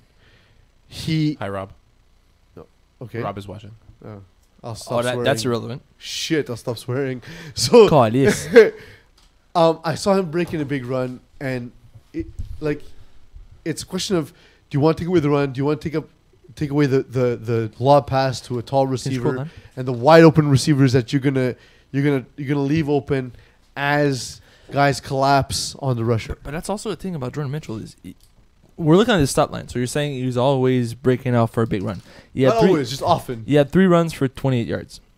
Granted, those are all big runs, but you don't need to cross the line of scrimmage. there you to go. have a big run. But that's Yeah, the thing correct. that's the thing about Jordan Mitchell is he might not run, but he's going to buy so much time and create space in the pocket and go to the sidelines. And with the receivers he has, There you and go. the size, and their ability to come up with a pass on the deep ball, and his ability to throw it, this is not only the perfect team for him, but like it's an exploit almost. Like sort of going back to that Michael Vick and Madden reference where you're running around and buying time. And then But are you chuck it up. surprised Thomas Couture couldn't do more? No. Because honestly, what I Am will I say, surprised that someone couldn't like be more effective against who Simone just called the worst quarterback in FPF to rush? No, I'm not surprised.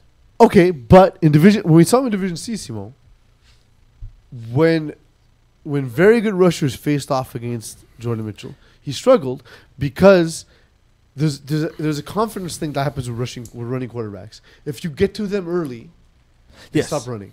So the thing with Thomas Couture, we've touched upon it last week, is he's not a game-breaking rusher. He's a hit-or-miss rusher. So there's going to be players where he's going to make an astonishing play. He's going to get that nice sack. It's going to be a drive-changing play. But overall, he doesn't put that kind of pressure on quarterbacks. So he's the kind of... My best reference would be he runs at you and dives. Either he gets it or misses. That's And how you he can't usually do that with rushes. Jordan Mitchell. But that's the way I feel. That's not how he rushes, but that's the way I feel about it. Either he's going to get this big play, big sack, and the defense gets that turnaround. But the thing is, the key against a guy like Jordan Mitchell is you need to be able to contain Yes. him to You- a side, to You a need to play. put pressure early so that it gets in his head that I can't run against this guy, and then he's stuck in the pocket, and then he switches his own mindset. That's how I've seen it works against Jordan Mitchell, but nobody was able to do it this season because they haven't lost the game. And I mean, one of the guys we've seen do it effectively was Justin Blanchard when he played with us. You've had experience with Justin Blanchard. In your Oh man, team there as was GM. so much angriness. Yeah, and the Oh. thing is, it's like not to take anything away from Blanchard's speed, his ability to contain the rusher and just know what quarterbacks like to do. But that's what he wanted to do. Justin, before the game, told me, I can't sack him. I'm not going to beat him, but I'll keep him in the pocket so he has to throw. That brings me to my next point, however. Yes. Justin Blanchard and Top Sauce. Top sauce? GM, sorry, buddy. I love you. And honestly, I always pull for you, and I always hope the best I was for you. there. But it's the kind of game we expected at some point from Vince Nardone. And so how do I compliment someone by saying negative things? So that's Vince's one flaw. Is he's a very, very good athlete. He's a smart football player. The one thing about Vince is he relies too much on his confidence. So when things start to go wrong, he doubts himself, and that's when things go very, very wrong. So it's his confidence that has like 2 layers. Either he really likes himself and he plays really well, Like or a when skinny onion. 2 layers. yeah, when it goes wrong for Vince, it goes very, very wrong. And there's games you see it. He starts off bad, and the rest of the game just looks terrible. And I feel that's what happened here. He took like a shot to his own confidence, and then he started doubting himself. He took away the plays that used to work, and he couldn't get back in the rhythm. Sorry. I don't know if I agree with that one. Having played in that game and watched a good deal of it too, because I was on the sidelines while we were on defense. The game for Top Sauce actually first started poorly in that Laval's Finest scored and went up 6-0. But then for the bulk of the first half, the tide swayed in Top Sauce's favor. In that Top Sauce scored and went up and then scored again. The Voss Finance So- was without Ram Correct. so Although Samash too made Yeah. waves in this game as well, especially in that second half. And at one point, Top Sauce were up 14-6. 5 plays left in the half, and we had the ball. And we were marching, and we got into the red zone. And slant route from Chris Miard. Vince guns it at Chris. Ball is bobbled. up and is picked off by Laval's Finest and is brought back. And from that point on, even though Top Sauce led going into the half, Laval's Finest scored, making it 14-12 Top Sauce. And just from there, Top Sauce never scored again. So in the times where there's games where it works well for Vince and games where it doesn't, I think that it was working well for Vince up until something that happened that was out of his control. And then from there, there's no coming back. Yes and no. But then Can I be Al Pacino and Devil's Advocate? yes, Why can't you be Al Pacino in Any Given Sunday? I feel like that's a more Nope. appropriate reference. Because I'm going to be Devil's Advocate. No, that's Keanu Reeves. He was- Keanu Reeves is the devil's advocate. Al Pacino is the devil. Okay. So can I just be the devil? You already are, I just Peeze. want to be Al Pacino in this case. go on. Also, though, your recall of that movie that nobody else saw is impressive. amazing. It's also based on a novel that I read, by the way. Yes, it is. Which is why I know the movie. The thing is, early in the game, and this is something I thought was going to be a problem for Vince all game. And the first half was surprising for me because Vince got away with this throw. Early in the first half, I want to say the end of the first drive, there was an in at 7. Vince threw the ball, and he did not even Off see. of Jennison, right? No, he didn't see the backside defender. Yeah, dive. Jennison Voss. Oh, it was Jennison. I'm sorry. Jennison Voss absolutely clearly jumped it. Diving, should have been a pick, did not catch it. And I was like, oof. So the thing got away with one. I worry about Vince, and this is like, so Vince Nardone's development at quarterback at this time in FPF, which is the most challenging time to develop an FPF. Statistically, we've actually looked at it this season. It's I don't mean it to be a slight to him because it's not easy. The things I think about him are he doesn't always adapt his playbook when things don't go his way. And the reads are static in that he doesn't always understand why the defense was able to take certain aspects away. Which boggles me because he's such a good defensive. But it's different when mind. you should know this, dude. When you're at quarterback, there's so much to process. No, but during the game I agree. But after the game, you should be. He might able not, to- but he might understand it after the game. I haven't had these discussions with him after the game. I'm saying in game, when I've seen him, the yeah. biggest criticisms I have It's are hard to get these out of things. those mindsets. Yeah, in exactly. Game, in game, you kind of focus on one thing and you sort of. But he looks shocked. Like he Yeah. looked shocked that Jennison Faust was there. But the toughest is when you expect something because you've analyzed something from the defense, so you expect them to react in a certain way, and they don't do what you thought they would do. Kind of puts you in a shock where you're like, so basically for this whole game so far, I don't even know what they're doing.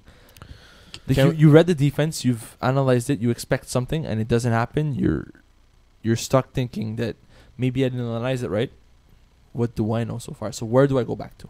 Can we also say that, you know, as much as we're saying that Top Sauce didn't play well, little shout out to Laval's Finest, who also played a very clean game in that sense. They were amazing. Yeah. They were clearly second half amazing. It's was not amazing. just Vince shitting the bed. No. Laval's Finest played No, really well. I want to And- analyze this play specifically because it's the thing we talked about throughout this podcast. And when we're wrong, we say we're wrong. But the Voss Finance was Specifically, Jamie Ojea was but Jamie led this game. yeah, but Like, Jamie's a Div 1 talent that isn't used enough. But in the same, but there are also players on Top Sauce who are debatably yeah. like different Yeah. talents, and he showed up everyone. He was by far the best player on the field for both Laval's Finest and Top Sauce. Like Yeah. even compared to his own teammates, was amazing. he was a step above. the There's confidence of Dylan Taylor. Like when you guys were up 14-6, I looked over, and you would think he was winning by 20 points. It's awesome. that's the I one wish thing. I had that confidence about anything in my life. But that's the one thing about I would think that I had a 12-inch penis if I was Dylan Taylor. that's the one thing about Dylan in Division 3 that he doesn't have in Division 2. When you look at him with STL, he doesn't have that what's the word I'm looking for that starts with cock, but I don't get it. Like, Cockiness? no, it's like you're swinging. Anyways, doesn't matter. Swinging cockiness? Yeah, I guess. So in Div 2, he looks worried that he made a mistake and it's gonna cost him the game. In Cocksure? Division, no. Like Poise? No, it has to start with cock. Cocky? Like I you're, said cocky already. anyways, No, This So is going it- to be the strangest Google search. things that sound like cock. like swinging in people's faces, you know. Positive adjective starting with cock. It sounds like you're just saying the words we're saying. Yes. So the thing with Cocksure? him in You Division said 3 it is already. I I'm th- just trying. What else could it be though? I think he knows that he's good enough that he could just take any game over at any point in time, which is the sort of confidence that you need as a quarterback. And I've seen him. I score kept one of his games for Laval's finest, and he threw a stupid interception on the first play. And we both know that when Dylan Taylor throws a stupid interception, he tends to have bad games. He came back and had a perfect game from that point on. And he told me after the game, he's like, I had a bad start, but who cares? It's like, oh, okay, who's this Dylan? Can I see him more often? Can we be friends? Like, he looked like he was having fun, and that's why Laval's finest is so good this year. So cock power, No. cockfidence. No. Good enough. I like confidence. So let's go with That's a new cockfidence. thing. It's like Towercast. One of the It's not like Towercast. one of the things I was surprised by was, and this is not a slight to Zach Swern at all, but Justin Blanchard on Zach Swern I thought was a favorable matchup for top sauce that Vince Nardone did not use. The one time he did throw, he threw to Zach Swern, who was alone. To be fair, in Vince Nardone's defense, To be fair. Zach Swern was open. So the defender was by himself and intercepted him. Are you surprised that he did not use that matchup more often? No. I have a mouthful of crap. Because He hasn't used Justin Blanchard a lot all season. but when you see that, Yes, but when you see a guy who's a low division defender, who's good, by the way. Bench left. What? white left. Yes. No, white bench. Sorry. They're not supposed to know where it is, Eagle. So the thing with... So white bench is an inside joke because Eagle played with me. There's one position, there's one guy on the team that I don't use. Regardless of who it is, I just don't throw that to that specific receiver. Regardless of who it is or how good he is, I just don't use that. And that's sort of what it is for Vince. Is even though the matchup's favorable, even though the guy's open, you can't read every 5 receivers every play. But if you see that matchup, for Yes. snap, But I think know that what you're also- saying, but in your mind, you keep reading it the same way, and you never get to that progression. So you just ignore him. Zach was also dropping deep to help support and take away the deep ball and leaving that open, but it's only open for like 5 yards because you have Theo Bukelis like patrolling those flats as well. I think that when you have a quarterback who excels at throwing the deep ball, like you're not going to care about those 5-yard hooks at that point. Well, but if you throw 5-yard hooks every time, you score every time. Does Vince throw 5-yard hooks? No, but if we're looking at stats, it works. Brotherhood beating 2.5 times, 30-27. I expected this because Joey's afraid of Brotherhood, but But the that's not what score, happened. the That's not score. what No, but I was there. That's not what happened. That's not what In happened. fact, Joey had swag in this game. Oh yeah, Joey was ready. Joey, Let's go, Joey. Him, this was a legacy game. Shaq Lattimore was unfortunately the turning point in that game. I was so. Let me describe it. Shaq Lattimore going for a ball in the end zone, got like topsy turvy, landed on defense his or offense? I believe it was on offense. Neck and head. Just went down, was knocked out. Didn't know his address. Didn't know what day of the week it was. Ooh, I'm not joking. Like his teammates Yeah. were like quizzing him. Knocked out of the game wow, early. early, like first half, Yeesh. like first quarter. If we break the game down to quarters, I honestly hope he gets better. Like he he's seems all right. yeah. I spoke to him after the game, if and he the doesn't team know spoke to him where after the game. address is going. And most importantly, like, so it does look like it was a concussion, but his neck is okay, which is awesome and Yeah. super important. But I was saying before the game, the matchup to watch is on defense. They're going to put Shaq Lattimore on Jamal on Gibbons. Jamal Gibbons, and that's what they did. And then when he Shaq wasn't was there- down. So Matt Rupcik is a very good defender tactically. He's a very but- good defender, but that's not the matchup for him. No, it's not what he does well. I agree. And Jamal made a catch on Matt where Matt Rupcik looked like a toddler. So that's the one thing about Jamal is I remember I played a season with him, and it was a playoff game when we played against Ambassador of Kwan, which is a sort of Alex Holloway team with Paul LePierre, and they had Ryan Perry on Ryan the team. Perry, yeah. And if anybody in this division knows who Ryan Perry is, he's a monster of a man. He's like This is a Div 3 podcast. You really have to ask that question. yeah, I guess most people know. Well, it's also an ongoing podcast. But so Jamal went up for a ball that was poorly placed by yours truly, Obviously. and he made Ryan Perry look like a small man. He just went up, caught the ball with one hand, looked down at Ryan. He was in bounds in the end zone, and everybody was freaking out.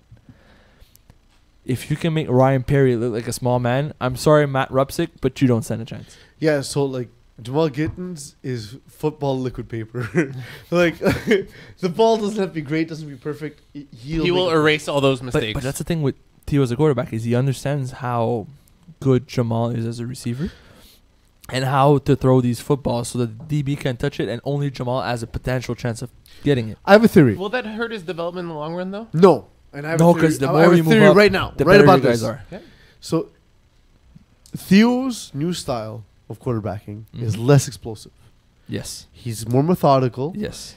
but his deep shots, I've noticed, are placed in a way that allow his players to make plays, but only his players to make plays. He's safer, he's more methodical, and even in games where he's not as efficient, he places the ball in ways where he's not making the mistake. He still puts the pressure on the other team to make a mistake, and as long as he's playing on a team like Brotherhood, where the defense is so strong that they're going to force mistakes, we're going to see him be successful. I think that I agree with you.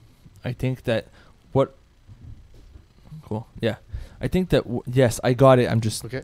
I think that what helped... I was trying to make a point. I think that what helps Theo a long run is the more he moves up, the better receivers around you are. He's also a phenomenal receiver, Yeah. which allows him to understand how a receiver wants the ball to be placed. Mm-hmm. Now that you know that, where should I place this ball for Jamal? If I'm running the route, where do I want the ball to be placed so that this DB can't hurt me? Yeah. If you don't have the receivers to do that, if your receivers are not as good as you are, it's difficult because then you overthrow receivers, you put them in a place where they can't touch it themselves, and it makes it difficult. The reason why I think he could remain successful if he continues to play in Division 3 and up is that he understands that he has receivers that are not he doesn't have 5 TOs, but he has guys that are similar to him that he knows how to use best. Yeah. Quick shout outs before we move on. Joey Taylor showed me a ton despite the loss. Brandon Aylward, by the way, great job early on rushing Theo Jaya. He's a very good rusher. Yes. He's one of the rare rushers that actually bothered me as a quarterback, and that takes a lot because he's good. Hashtag NR41, BYOB 25. Matt Renee. So I'm gonna give you guys a thought and you guys react. Matt Renee did the least with his core. That's very talented, as compared to what Corey Pecker can do with his core. As talented, but less name brand in a sense. Bam. Do it. Give me what you got. What point have you made here? I'm not making a point. I want you guys to discuss the topic. Okay, so what is the discussion point? I still don't understand. Matt Renee not using his talented players, whereas Corey Pecker best use of all the pieces on his team, which didn't include his best receiver in Alex Pilon. Serge Pilon, sorry. I strongly disagree with this. So Well, then you're wrong, but go ahead. okay, cool. I'd like to be wrong. So to begin with, I think that #NR is a better team than BYOB as a whole. Yes. So I think the receivers on #NR are better receivers than the ones on BYOB. I don't care if you know them, if they're name brands. I think that BYOB as a whole, with Serge Pilon, with Troy Trench, with... But Serge Pilon wasn't there. I'm talking about this game. Even without Serge Pilon, overall, the Overall- top 5 for #NR were better than the top But 5. would you say the top 3 for BYOB is better than the top 5? So top you're 3 comparing of, you're comparing Troy Trench and the Moses brothers against Jacques Void, Mathieu Lepage, and Seb Crisilozon. Seb Crisilozon. Exactly. Even then, I don't think so. It's I still close. I still think it edges #NR. Okay, but fine. It's because Seb even- Crisilozon but my point is not as consistent. But my point is it's close. Why is this not a 41-39 game? Because Why is it a 41-25 #NR game? as a defense and BYOB does Yeah. not. Troy Trench on defense. Mm-hmm. Can take away Matt Renee struggled mightily because Troy Trench locked down 3 receivers every given play. Well, let's not go with 3 there. But Honestly, I was there. James was not that wrong. Troy Trench was amazing in this game. So- He's so- good, but he was amazing in this game. Troy Trench is very, very good overall. I've seen him play this season a lot. He's very, very good. No, sorry. Why would you move away from Because that? your stupid cup is still in the way. Thank you. Sorry, Eagle. So, he's he's very, very good. He's underrated. He's able to shut down pretty much anybody by himself. Mhm. He's one of the best defenders. He's probably one of the best defenders in Division 2 and Division 1 combined. Now, I wouldn't say he's able to shut down 3 receivers by himself, but I agree that the defense that Ashtaganar has was too much to handle for Matrané. This is why they haven't scored 40 points. There was some nitpicky calls. I want to see these teams play a little bit more. I mooed a lot. I don't boo. I mooed. I mooed. Because boo is... moo, it's like a cow sound. That was terrible. I missed my click. Are you calling yourself a beef? What? I'm a beef. Especially where it counts. In the calves, bro. You're a especially- snapper. Yeah, in calves. Calves, baby beef. Yes, there. I know. Just in case anyone didn't follow. Clockwork Waste Youth. Clockwork wins 20-26. Hey, that was a good game to begin with. Like let's put all drama, whatever aside. But let's get into the drama. I'm going to describe the ending, and then we'll talk about some other stuff. But let me start with the ending. Can we start with the game and then we get to the drama? Sure. Okay, so the game overall was a very good game. Surprising that it was below 30 points to win. Like the Clockwork won with 29, but a very strong outing for both teams as a whole. Now, can you please describe the ending? The ending. So all the things you said don't matter. Because Because late in the game, yes. let's say 7 plays left. Okay. Marco Masiocho drops back. Yes. Ball's deflected by Rusher. Kwesi Gordon Mall. All over that interception. He's very good. Correct. Go on. Next thing.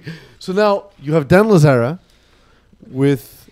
Oh, sorry. It was 6 plays left. Dan Lazara with 5 plays left now. Okay.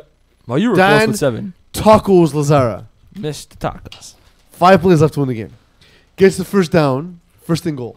Now 4 plays to win the game. Clockwork even discussed, should we let them score? They said, no. They did? Matt Patron deflags this guy at the 1-inch line. Yee. And I was on the goal line. I can tell you, it wasn't one of these like phantom referee deflags. True deflag at the end. Superstar calls. No. It wasn't a superstar call. True deflag at the 1-inch line. Great play by Matt And you're Patron. the biggest proponent of someone who's argued Exactly. against these calls. I always give it to the offense. I'm telling you, he was not in the end zone. Okay. Which no one argued about because it was Yeah. good play, good call, whatever. First play, Dan Lazara throws it, just waste the play. Okay. Smart. Second play, I thought he was going to waste this play as well. Give him 2 chances from the 1, right? He actually takes a chance, runs a tee out, a smash to the goal line from his wide out, throws. In my view, I will say, it looked as though the receiver caught the ball, dragged both feet, knees came out of bounds, but both feet were in before the knees came out of bounds. The referee, Greg O'Brien, did not agree. Whoever the referee is, it doesn't matter. No, it doesn't actually matter, but I know who it is, Yeah. so I'll say it. But that's, the thing is, when I'm looking at, I don't know exactly when the ball's caught, because I'm on the other side of the field. But you're also watching. Yeah. As you, I'm just watching the feet. as you described, you're watching the feet, so you don't know. Maybe he bubbled it before Exactly. he dragged it. Or I don't know exactly. I don't know if he caught the ball and then his feet touched the ground. I don't know if Yeah, but you saw dragging. It's tough. Maybe he didn't have the ball when he dragged his feet. Yeah. Right. it's a close call either way. Yep. It's and like even at that, you're compiling the views of like 4 or 5 different people before you make a decision, right? Yep. Like we don't have all the benefits of the NFL and so that was the call. The call on the field was incomplete. Okay. So fine. It is. What There's it is. still 2 chances to win a game. By the way. Also, it's still what you would have wanted. you also expected Dan to throw this play away and still get 2 shots. Exactly. The next play, Dan Lazara beats Matt Kerouac, who had a terrible game on offense, and he just made a complete mistake rushing on this play. Dan Lazara rolls to his left, throws the ball across his body, intercepted by Marco Masiotra. Huge play by Marco. And the game is done. Well, yeah. There's 2 plays and he picks it off. Yeah. So basically, Punts. game's done. Yeah. So, a few things here. 1. One, the ending for tacos. The ending for this game. Again. Pick at the 1 again. And there was this Facebook post that was going around, I believe it was today or yesterday, about Dan saying, "Oh, book your tickets, it's done." We're going That's to another thing, though. But no regard. But still go ahead. funny. Okay. And then again at the 1. Again, same thing. Eagle, any thoughts? That's not, I'm just upset I don't have a sound for choking. yeah, that's what I thought you were gonna do. GM. But isn't choking though? Only because You don't believe in this. I don't believe in this. However, in this case, I don't believe in choking as a general thing that the team lost, so therefore they choked. Yeah. This particular case, You made a mental mistake. he was pissed off because of the Yes. call. So that's in his head. He makes Kerouac miss. The receiver he wanted to go to wasn't open, and he forced the pass. He should have put that in the goddamn curtain. In the dirt. And then he had another play. In the dirt. Whatever. Just don't throw the interception. Yeah, so the mistake was to roll out and throw a crossbody in traffic in the middle to their best defender. Don't go play Texas Hold'em because he gets on tilt. He's the worst. He doesn't know when to fold him. I meant that Eagle's the worst. Also that. Pinball No one- would have been no a one better. likes Two things can be true. Pinball would have been a better use of Tilt Eagle. So, but now after the game, Yes. Dan Lazara, not the best reaction. No, probably the worst possible reaction. Let's Um, be honest. He spun a revolving door in the face of Mm. Mokan. But again, it's Mokan, so it's fair. I mean, that's okay. That's fine. Probably give him chicken pox. The next thing is kind We're of. supposed to say what he I had. forgot. Yelled it to the But referee. you room. confirmed it. It could have just been Peeze being stupid. know. No, it's Or not. did we confirm it? Unsolved mysteries, also redundant because all mysteries are unsolved. Yelled at the referee room, like just not the classiest move by Tacos, Come on. I mean, that's borderline harassment. if not entirely harassment. I mean, what's a description of harassment? That Thank you. Matt Kerouac, however, two key drops in the game, but he did turn around Division 1. Oh man, did he had a game? I saw the score. But you don't understand. You I don't know. understand. I saw the stat line. I Because was it happened on the same play. okay, so I saw the stat line. I was like, wait a minute, isn't he the rusher? And or Yes. it's Matt Kerouac. What's going on? So I sent him a message like, yo, Matt. Why do you have an interception? No. It's like, first of all, 4 PDs? Question mark. Surprise faced. Also, interception. Yeah, so I believe that. So, back in the day, there was like these sponge toys that would grow if you put them in water. Yep. Alexander Dopiu was not in water. He was in a drought. He looked smaller than ever. Matt Kerouac's ability to knock down balls and take away windows was absolutely brilliant in this game. That's honestly, we'll take a lot of jabs at Mark Kerouac for having a dad bod and whatnot. But as a rusher, he's smart enough to know I can't beat Alexander Peeze. He's faster than I am. His dad bod's better than mine. So what can I do to frustrate him? He took away windows, and it worked brilliantly. Mm-hmm. He- Yeah. He had a game plan coming into this game. He executed it, and he shows that rusher is not just about athleticism. It's also about when you have a couple of kids, maybe you find other ways to play the position. But on the play, you talk about PDs, and late in the game, there was an opportunity for Flying West Sack, and Alexander Peuse using that odd athleticism to just break a dude, made Matt Kerouac fall on the floor on his dad gut. On all fours. Oh, I didn't hear about that one, Matt. He didn't tell you that part. No, he did not. But the thing that amazed me, got to his feet in a second. In like, not even a second. What's the fastest thing you think of? Yes, that's right. Which Sophie thought about last night. That fast. Wow. He got That's up. not nice. Nope. He got up, jumped, deflected the ball out of Alexander Dupuz's hands, and intercepted it. Wow. Absolutely, truly that's- incredible play. That makes the play even better. Absolutely. So that's one thing I'm surprised about. I'm surprised first of all the D Boys won. I've said it before, and everybody on D Boys is saying, "Yo, get the fuck out of here." What are you saying? But I thought that was a special year for Flying West Side. Me too. I thought they had this. They finally had the weapons to be competitive. They finally had the guys all around. Alexander Peuse was back for the playoffs. And they had consistency. Yeah. Yes. Also very very important like because Flying they- West Side. That's one thing they never had is guys showing up every week. And look like they gave a flock this year. Yep. Also. Yeah. That's another thing. But that the consistency also hurts when you're showing up with 5 guys and you have to bring in 2 random subs that you don't even know to play a Div 1 game. Yeah. It's tough to give a flock afterwards. However, I will say, what was awesome was the D-boys just marching on the field and doing their thing. And at one point, by the way, FMS's refusal play defense is kind of awesome. But, like, just giving that 16-yard hook to Antonio Lani was foolishness. Like, it was there continuously. Whenever Mark wanted it, was there. However, FMS would retaliate by throwing a short hook to Emilio James Leclerc, and then he would go up the field, make a guy in the flats miss, let's say like whoever, and then Marco miss as a deep safety, and then touchdown.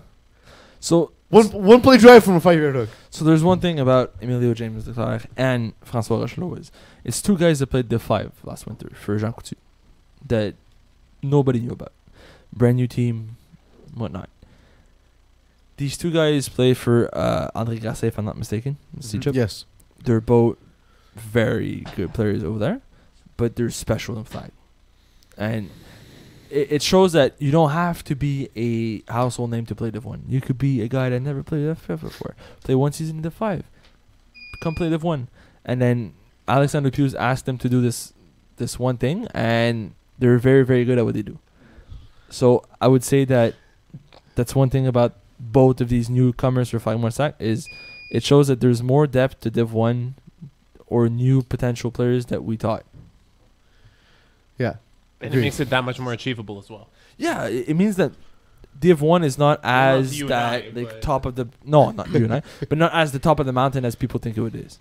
Yeah, agreed. Well, that's the thing is we saw even in the summer where Finance added a player from Division 6 Same thing. and just I lit find it up. that's We the are same so thing. sick of hearing that soundbite, though. I feel like we I go know. to that That's why I every week. didn't spend that much time on it, but thank you, GM, for dragging that through the mud. But Sorry, Antoine. Speaking of the finest, speaking of the Finest, thank you. It sounds like a CFFN. Finest Braves. Shout out to Braves for showing up. Kudos to Braves who said they couldn't make Respect. it because they initially they have 4 guys. They had guys on vacation, then a guy with a broken hand, and a few guys that were working. They couldn't make the game. They found a way to show up with 5 just to at least play. Yeah. And like they're not even like FPF blue bloods in the sense like No. they're not guys who necessarily like owe it to FPF but they even at that point as the outsiders of But they FPF get it. they get it. They understand. Yep. We're not going to just give a forfeit and play. But they also know that if they were in if they were in Finest's shoes, they wouldn't want to forfeit. exactly. and not only that, like there's teams who with 6 players struggle to put up 18 on the finest. Yeah. Brav did it with 5. It's crazy. So I will say new respect for Jonathan Meru, and I'll tell you why. Is so early on this game is actually the score is a little bit out of whack because of what happened early in the first half. It was like 6-6 and Braves were driving or 7-6. It was close. It was like one score to one score, and a drop ball on 4th down give the Finest an extra possession, and like that's enough, right? That's enough for any game. Even if you're 6 players, you already lost the But game. let's not forget that Braves had 5 guys, Mhm. and their snapper, one of the 5, has a broken hand. Yeah. So basically 3 receivers. Now, I don't know if Finest knew that their snapper would have a broken hand, but you only have 3 receivers. But I will say, Jonathan Meru, extremely intelligent game plan. Kept hitting sort of like quick outs and calling plays that would stretch the defense to one side and then hitting underneath. Mhm. In the red zone, always in trips because it floods one side and you have to occupy the other side in case. You can't really be in trips on defense too, right? Like you need to respect the fact that you can come Because they can across. come across the field, ISO right? They're there fast otherwise. enough. They're fast enough. They can come across the field, right? So you need to respect it, but at the same time, calling plays where it allowed them to keep the game close and respectable. And on defense, second half especially, they took away the deep ball, forced Kevin White to drive the field with only 5 players. It's impressive what they're able to do with only 5. We've seen in the Fall Cup when they beat Top Guns with 5 guys and won the finals. It's impressive to see what they were able to do against the finals with only 5. So, hats off to them. Absolutely. So that's all the recaps for this week. Let's get into some quick predictions. We're gonna do this in sound clips, right? Do you So want, like, do you want to tell take us a why break you're before gonna tell us who's gonna win and why they're gonna that? win. Do you want to take a break before that? Eagle, you're nodding. Yes. Let's do it. I love that. You're nodding. Break. No actual transition.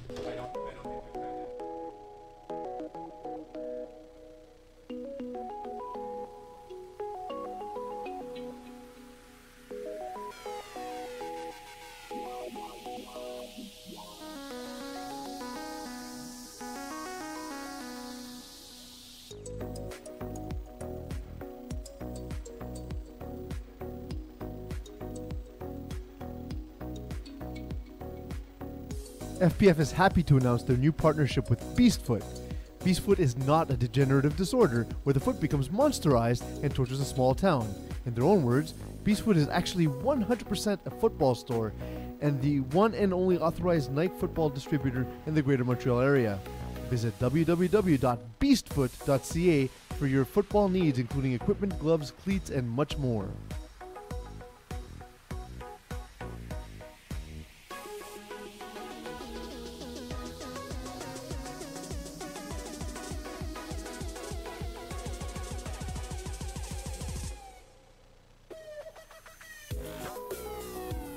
Calling the Audible is brought to you by The Zone. The NFL is done, but there are still the playoffs and the Super Bowl ahead, as well as countless other leagues and sports on The Zone.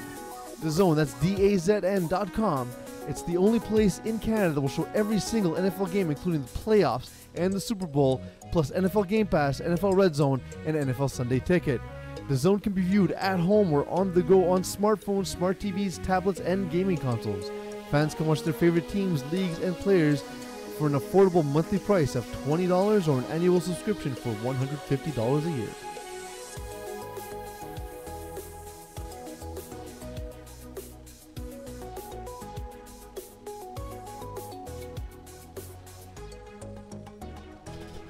Welcome back. This is Calling the Audible. I am Peeze. We're going to get into some predictions. We're going to get into some quick discussion about each of the games. Guys, I can close. you know how I am. Sorry? Said I can close my Yeah, laptop now. Eagle's going to call the games. So, you know how I am. I like spending more time on things that happen than Really? things that will I happen. didn't know that. You always know that because I give you shit every week. I don't remember that. But I want to do this in sort of soundbite way. I want to know who you think is going to win and why. Okay.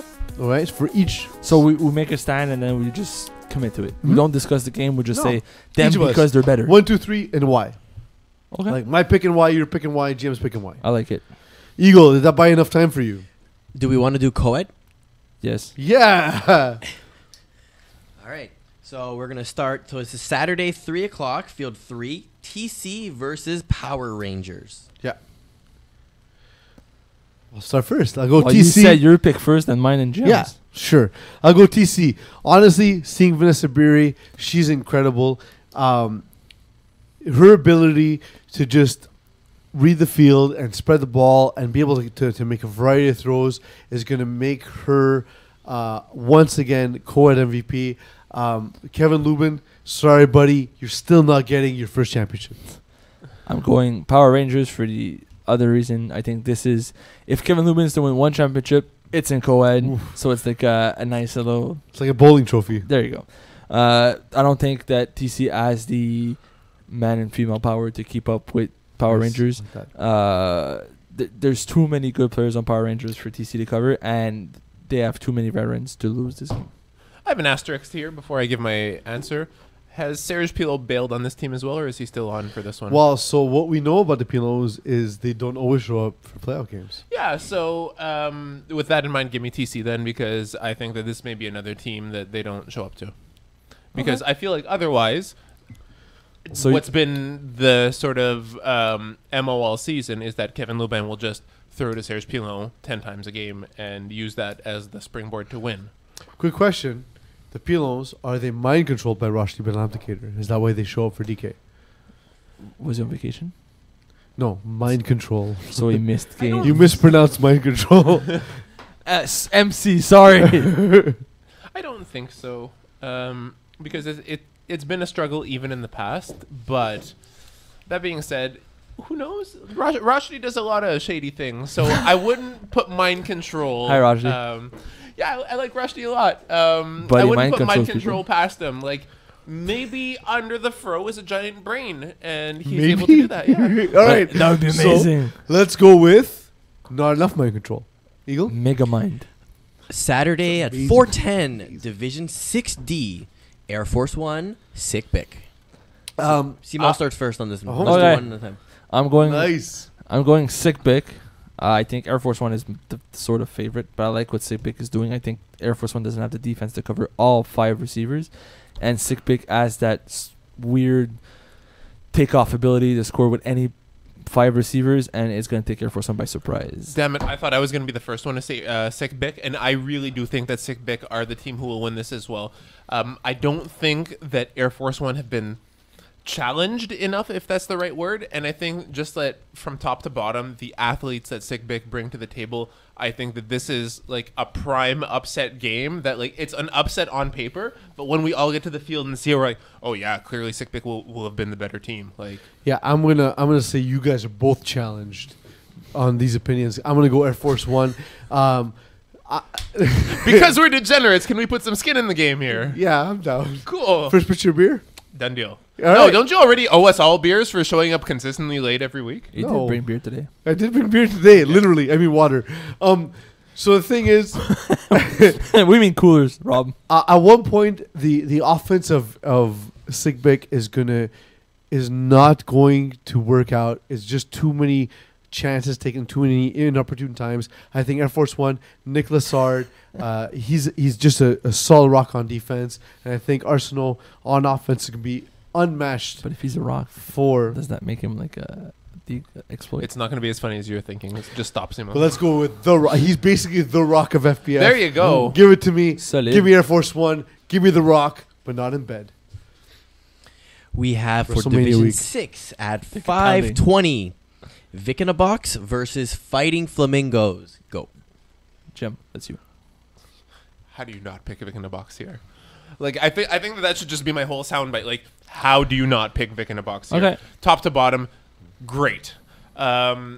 We saw the struggles that Fighting Flamingos had coming into this, whereas for 13 weeks so far, Vic in a box have been a well-oiled machine. No stopping them. I like being right. There's no reason why I wouldn't pick them. Yeah, Brad Evans will probably be well oiled from his Hawaiian vacation, still wearing the Hawaiian shirt, of course. However, I'm going to still stick with Vic in the Box 100%. Max Beer is unmatchupable. That's a word, I swear. Give me Vic in the Box. I think Styles Trudeau. Where is the hyphen in unmatchable? Is it It's in the after undash the or U. is it It's able? and the matchable's a word. and so then give me Vic in the Box. Styles Trudeau is going to pick apart that defense. What they do is too obvious. They don't rotate enough. Give me Vic in the Box. Give it to me by 10 points. Give it. Step 1, get a box. Step 2, Vic in the Box. Step 2, give it to you. I disagree with both of you mentally challenged Yo, people. Vic going to give it to you. Fighting Flamingos, what's going to happen is their offense is slow enough that Why is it every season I have to defend something he says on air? Leave the mentally Yay. challenged out of this. Because I was subtle with the joke and then Simone was incapable with subtle.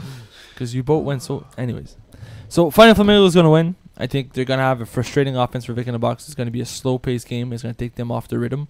It's going to be one of those games where you wonder why Vic in the Box lost this. They should have won. It should have been an easy one. But Fighting Flamingos is going to be more cerebral. Then, all right, here you go.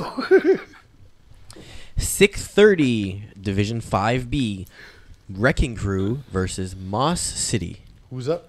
Peeze. Peace. All right. So once again, I want to say that benching Kevin Kusai is the right move. I think they'll finally do it. I think we'll see Wrecking Crew finally at their best with Kevin Kusai watching the game. He'll be wearing a tuxedo. He's a weird guy. He loves tuxedos.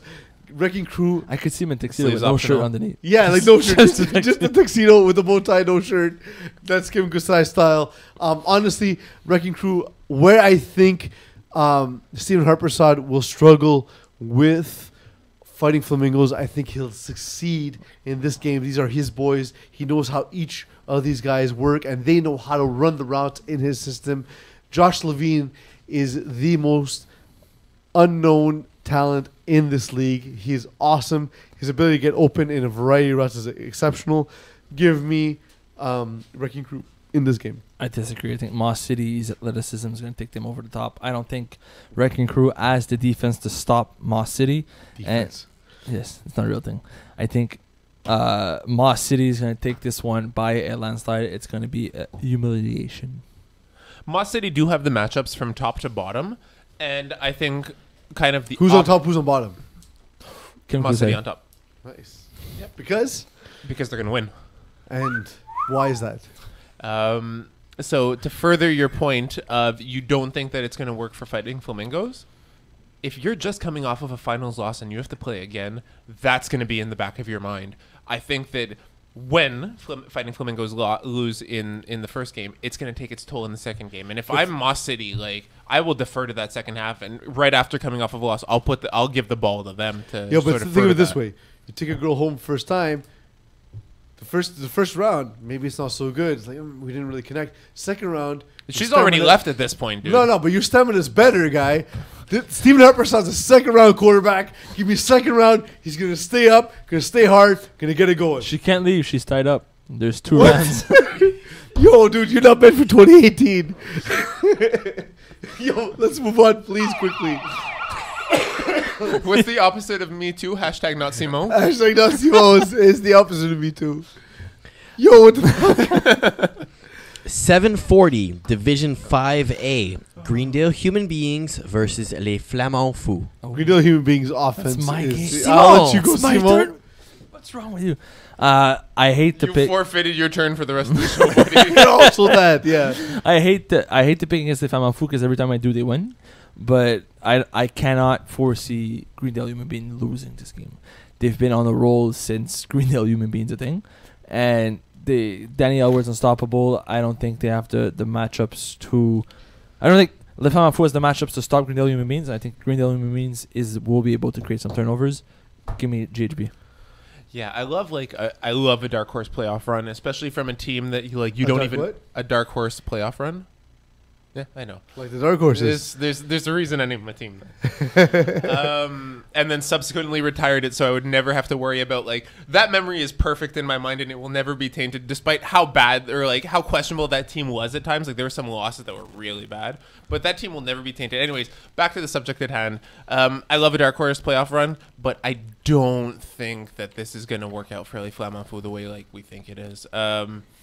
It's Greendale Human Beings are too well-oiled a machine. They're going to be very, very efficient in the same way that, Vic and a box have been, blowing through their opponents up until this point. Les Flamands Fous, it's just going to be a difficult game for them. While we don't have to hear about Vic and the box blowing, I will say we're talking about maybe having all of us agreeing on one game. I will say Greendale, the way it goes. Give me Greendale, Danny Elward. Yo, watch Community. Greendale, absolutely efficient. Danny Elward's on another level. He's too good to be playing in this division, and Flamands Fous are going to learn it in this game. You're going to learn today. By today, I mean Saturday. So, and Not it's funny, today. just before we transition on to the next one, I Won't think learn that anything the Moss City game and this one here, Greendale Human Beings, I think that these are two teams that will also elevate them from a team who's won a championship once to actual dynasties in Yeah. FPF. This is the opportunity for both of those teams to really make concrete names for themselves in FPF, FPF's longevity. Yeah, why die clean when you can die nasty? Give it to me. 850 Division 4B. Blue Chips versus Past Hour Prime. Who's starting? You. You, Jim. Okay. I liked Past Our Prime to win 4B, but this is the one matchup that really does not work out for them here. It's going to be a very difficult game. I know that they know this as well. They knew this going into their matchup against Blue Chips the first time, and they weren't able to come out on top. They're going to try their best to sort of make things happen and do things differently. I like Past Our Prime, but I don't think it's going to happen. Give me Blue Chips in this one. So here's the thing. Every time I played against Pastor Prime or whatever the hell they were called before, I had the more athletic team. I had a team full of studs, and I was upset. So give me Purple Rain, OEOEO, Craig O'Brien, Pastor Prime. Let's do it. I disagree with you, Peeze. Nobody got that song reference, but I don't care. It was awesome. Those guys got it because they're old enough. Go ahead. I disagree with you, Peeze. I think that Blue Chips is the one matchup that they can't overcome. They're good. They're going to score. They're going to be able to do certain things, but I don't see them stopping Jordan Mitchell. I heard him talk about that game, how good he is, how difficult he is to cover. I don't think Pastor Prime has the players to keep up with Blue Chips. Wait a second. I got the wrong side of the Purple Rain movie. It was supposed to be Morris Day, Jungle Love. My bad. Jungle Love, OEOEO. Give me Craig O'Brien. That makes more sense. I'm sorry, I made a mistake. It happens. No, he doesn't. You're supposed to No, be you perfect. doesn't. No, you. You made a mistake. No, you doesn't. In the last game of our Saturday games, 10 o'clock. Oh, so late. Division 4A. Keyboard Lock versus the Alpha Tees. Peas are up. So I've said all season long, the Alpha Tees are like when you had too much beer to drink and the next morning you take a dump, it's kind of cloudy. That's their offense. It won't be cloudy enough for Alpha Tees. Alpha Tees can cut right through it. They don't care about mean the soft. Keyport Lock's offense? How do you come up with these? I have a disturbed. Do you person. relate it to what happened to you this morning? Or Basically, something? Okay. I drank too much last night. There you go. So the thing is that Alpha Tees just have way too much talent. I don't think that Keyport Lock will be able to contain Justice Dupuis, and their defense will match up so well against Keyport Lock. And all the things they'll try to do will just it'll leave Jeff Rosenblatt without the ability to move the ball. It'll be very frustrating. Give me Alpha Tees. I hate agreeing 2 with scores. you. I hate agreeing with you, but I don't see Keyport Lock upsetting the offense. I think that Jeff Rosenblatt's methodical offense is not going to work against a defense that's good enough like the Alpha Tees. They know it's coming. They're going to make him regret making those slow, painful reads. And the Alpha Tees are going to win by 2.5 scores. 2.5 scores. You just took it. I I gave took you 2 your scores. bid and I. You give me half an inch. That's what I do. So this is really just like my brain versus my heart. My heart wants Keyboard Lock to win, but Alpha Tees are 2-0 in the finals right now. I think it's soon to be 3-0 in the finals. Top to bottom, Alpha Tees are more complete. I would love for Keyport Lock to pull off this upset. It's going to take a lot of like milking the clock and bringing it down to the 10-second mark and just like make it a battle of possessions. Be very careful and don't turn over the ball and hope you have the ball last and score. Like that's really the only way that Keyport Lock can take this one. And even then, I don't think so. GM, you're Greek, right? Correct. It's Greek Easter. Correct. Who's going to rise? Flag Jesus. Flag MF Jesus, baby. Flag Jesus. On to Sunday. 3:30, Division 3, Laval's Finest versus the Brotherhood. It's probably the best game. Simon. in Division 3. Oh, I'm you're right. I'm though. Simon. You're right. You're Peeze. Thank God. I know, right? I think as much as I like Laval's Finest, I thought that they should make the finals. They're the best team in Conference B. I think this is potentially the most difficult matchup for Laval's Finest. It's fun to see Dylan Taylor go against TOJ. I like to see the old Ajay brothers going at each other. I don't know how LT Rod Mastro will be. He's a key factor in this game. But I'm going Brotherhood. I think they have more depth. Tio is a much better quarterback than he used to be. He's more patient. There won't be enough turnovers for the Laval's Finest to overcome theirs. Yeah, give me the Brotherhood as well. One of the things that I kind of told my teammates after our loss and anyone else that was within earshot to sort of make me feel better is that I felt that Top Sauce matched up better against the Brotherhood than Laval's Finest do. So even if it's just like sort of catering to my ego and making the loss hurt a little bit less, I think that the Brotherhood, top to bottom, know what Laval's Finest bring to the table and can more effectively negate it. GM, I love stroking your ego as much as I love stroking other things. However, this time around, I think we've seen Rod soft tub. We're gonna get Rod hard tub in this game. He's gonna show up. He's gonna be there. That's right. Ankle, come on. I played an injured ankle. Not as well as Rod mashed up. Also, he moves around. Yeah, honestly, you could put Rod mashed up in a wheelchair. He'll still be more mobile than me. Probably. The thing is, I like Laval's Finest in this game. There's just something about Brotherhood. I do love what they've done. I actually think they've improved, but the roster's not necessarily as strong as it has been, not as overwhelming. I think Laval's Finest, however, does have an overwhelming roster, so give me Laval's Finest in this game. Eagle, it's you now. He wasn't ready. I was ready. He's not ready. Not 640. 440. He's not ready. 16. Division 2, #NR versus Clockwork. Oh man. Oh, this Tough is one, honest. I think this is the toughest of all of them to pick. #NR have just been like lights out right now. I honestly really don't know for this one. Like even now thinking it over, I think that it can go either way. I think that Hashtag and R have been more consistent over Clockwork, but they're also hurting without one of their key players. Although the drop off between Serge Pilon at snap and then Jeremy Anderson at snap, But we don't know that Serge Pilon won't be there. let's just assume. Right. I think that it's gonna be even thinking that Serge Pilon will not be there, I'm still tempted to go with Hashtag and R for this one. Even if it comes down to playing more ball control offense, even if it's just like exploiting the one matchup that they have and just continuing to go to that, give me Hashtag and R. So I agree with you. This is tough.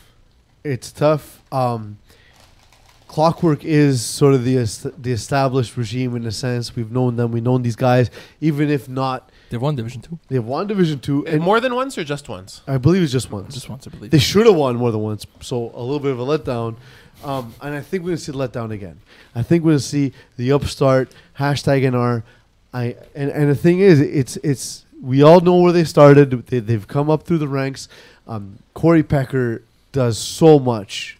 And like you see Marco Mastiotra, you see Corey Pecker. Marco Mastiotra has all this natural just talent oozing out of him. Corey Pecker really finds a way to get the most out of himself, the most out of his team. It's the best show in Division 2. Honestly, I've been on Hashtag NR's bandwagon since before the season. I've loved the construction of that team, and I think it's a deeper team. Give me Hashtag NR. I'm a huge fan of Hashtag NR. If you read my articles, you know, unlike Mokan, I think they're a very strong team. They made the finals. But in the words of Sir Mix-a-Lot, you like big butts, you cannot lie. Tell us why you can't lie. I can't lie because I think Clockwork's going to win this one in an ugly fashion, the same way they beat Waysuit. Waysuit was most likely the better team on paper, but Clockwork finds a way to make these games work. The last time they won a championship, it wasn't as pretty. I think this is going to be one of those games where Marco's going to be in his zone. He's going to make it work, and Clockwork's going to take this one by less than a score, like 2-3 points. That's a good transition right there, man. Me and you. Yes! Yes, I go. And for our last game at 5:50, Division 1, Montreal's Finest versus D-Boys. And we're going to do this one slightly differently before we start getting to reviews. I like it. Those of you who think the D-Boys will win, raise your hand. I'm gonna do it. I'll do this. I'll start it this way, right? Because I'm the dissenter in this group. I like it. You know what? D-Boys have a lot to prove. I didn't think so the entire time. But last night when I met with Theo Gea, he had it. He had something in his eyes that said, you know what? There's something here. We need to prove it. He said himself, and you'll see it when the hype video comes out, that they don't feel there's a rivalry right now. They don't feel there's rivalry because they haven't won enough against Montreal's Finest. That's fair. And they want to make it. They know they're the second best team in FPF. They know that they need to make a stand, and this is the game to do it. I think D-Boys, this game, going to make Montreal's Finest look like Laval's Finest, which is basically the strip mall of Montreal. Oof. You know what? Thinking this over, I'm going to have to switch to D-Boys winning this game. So it's not. So my article is going to be completely different. I didn't like that. I didn't write it yet. Honestly, I can't bet against Montreal's Finest in the finals. If I had to put money on it, I put money on Montreal's Finest, not on Laval's Finest, on Montreal's Finest. But I do agree there's something special about D-Boys. I think they know at this point that pure athleticism will not win them games. They need to come in with a game plan. They need to have a ruse. They need to sort of trap Montreal's Finest at their own thing. Montreal's Finest is good. They're the best. Yes. The movie. Yes, exactly the same thing. I saw that movie. So they need to be able to come in and execute what they plan on doing. I think Montreal's Finest is going to come in thinking that they've beat the boys 10, 12 times. It's easy. It's something that we regularly do, and the finals is our show. And that's why I think we could have one of the best finals we've ever had. Compared to last winter was a phenomenal finals with 5 interceptions like the first half. It was crazy. I think it's going to happen similarly again, but I think D-Boy is going to come out on top at the end. Somehow this is still like the deepest roster we've seen the Finest have because they have like going deep. 15 players or all however many they like. How many are they going to feel that like they're going to have 11, 10 guys in the finals? Everyone's going to be super fresh for this one. I don't like some of the Clockwork core are playing on D-Boys as well, so It's going to be their second game back to back. We're going to see tiredness potentially become a factor here. I can't not pick the finest, man. Like, come on. All right, Come so on. second picture. It's either me and Simo buying it or GM buying it, right? Third. Third But- picture. Where okay. we at now? What was the second bet? You think we're only going to be 2 pitchers down by the end of this roadshow? Not at all. So that brings us to the end of the show. But quick story before we go. One time there was a crappy bar next to Sportira where Simo and I decided we'll get a beer after the show. We went with Chapman, our producer at the time. It's just an awesome story. I thought of yesterday when I went to Sportira. That place was open? No, I thought it was just That like place a was open. condemned, It's also a front for the mob. But we went. Simone and I just wanted beer, so we didn't care. We're like, let's get beers. And Chapman, of course, was hungry. He is the eternal hunger at Master Control. And he said, "Do you have any food?" And the waitress said, "I can make eggs." Thank you, Simo. Thank you, GM. Thank you, Eagle. But thank you all for letting me be myself.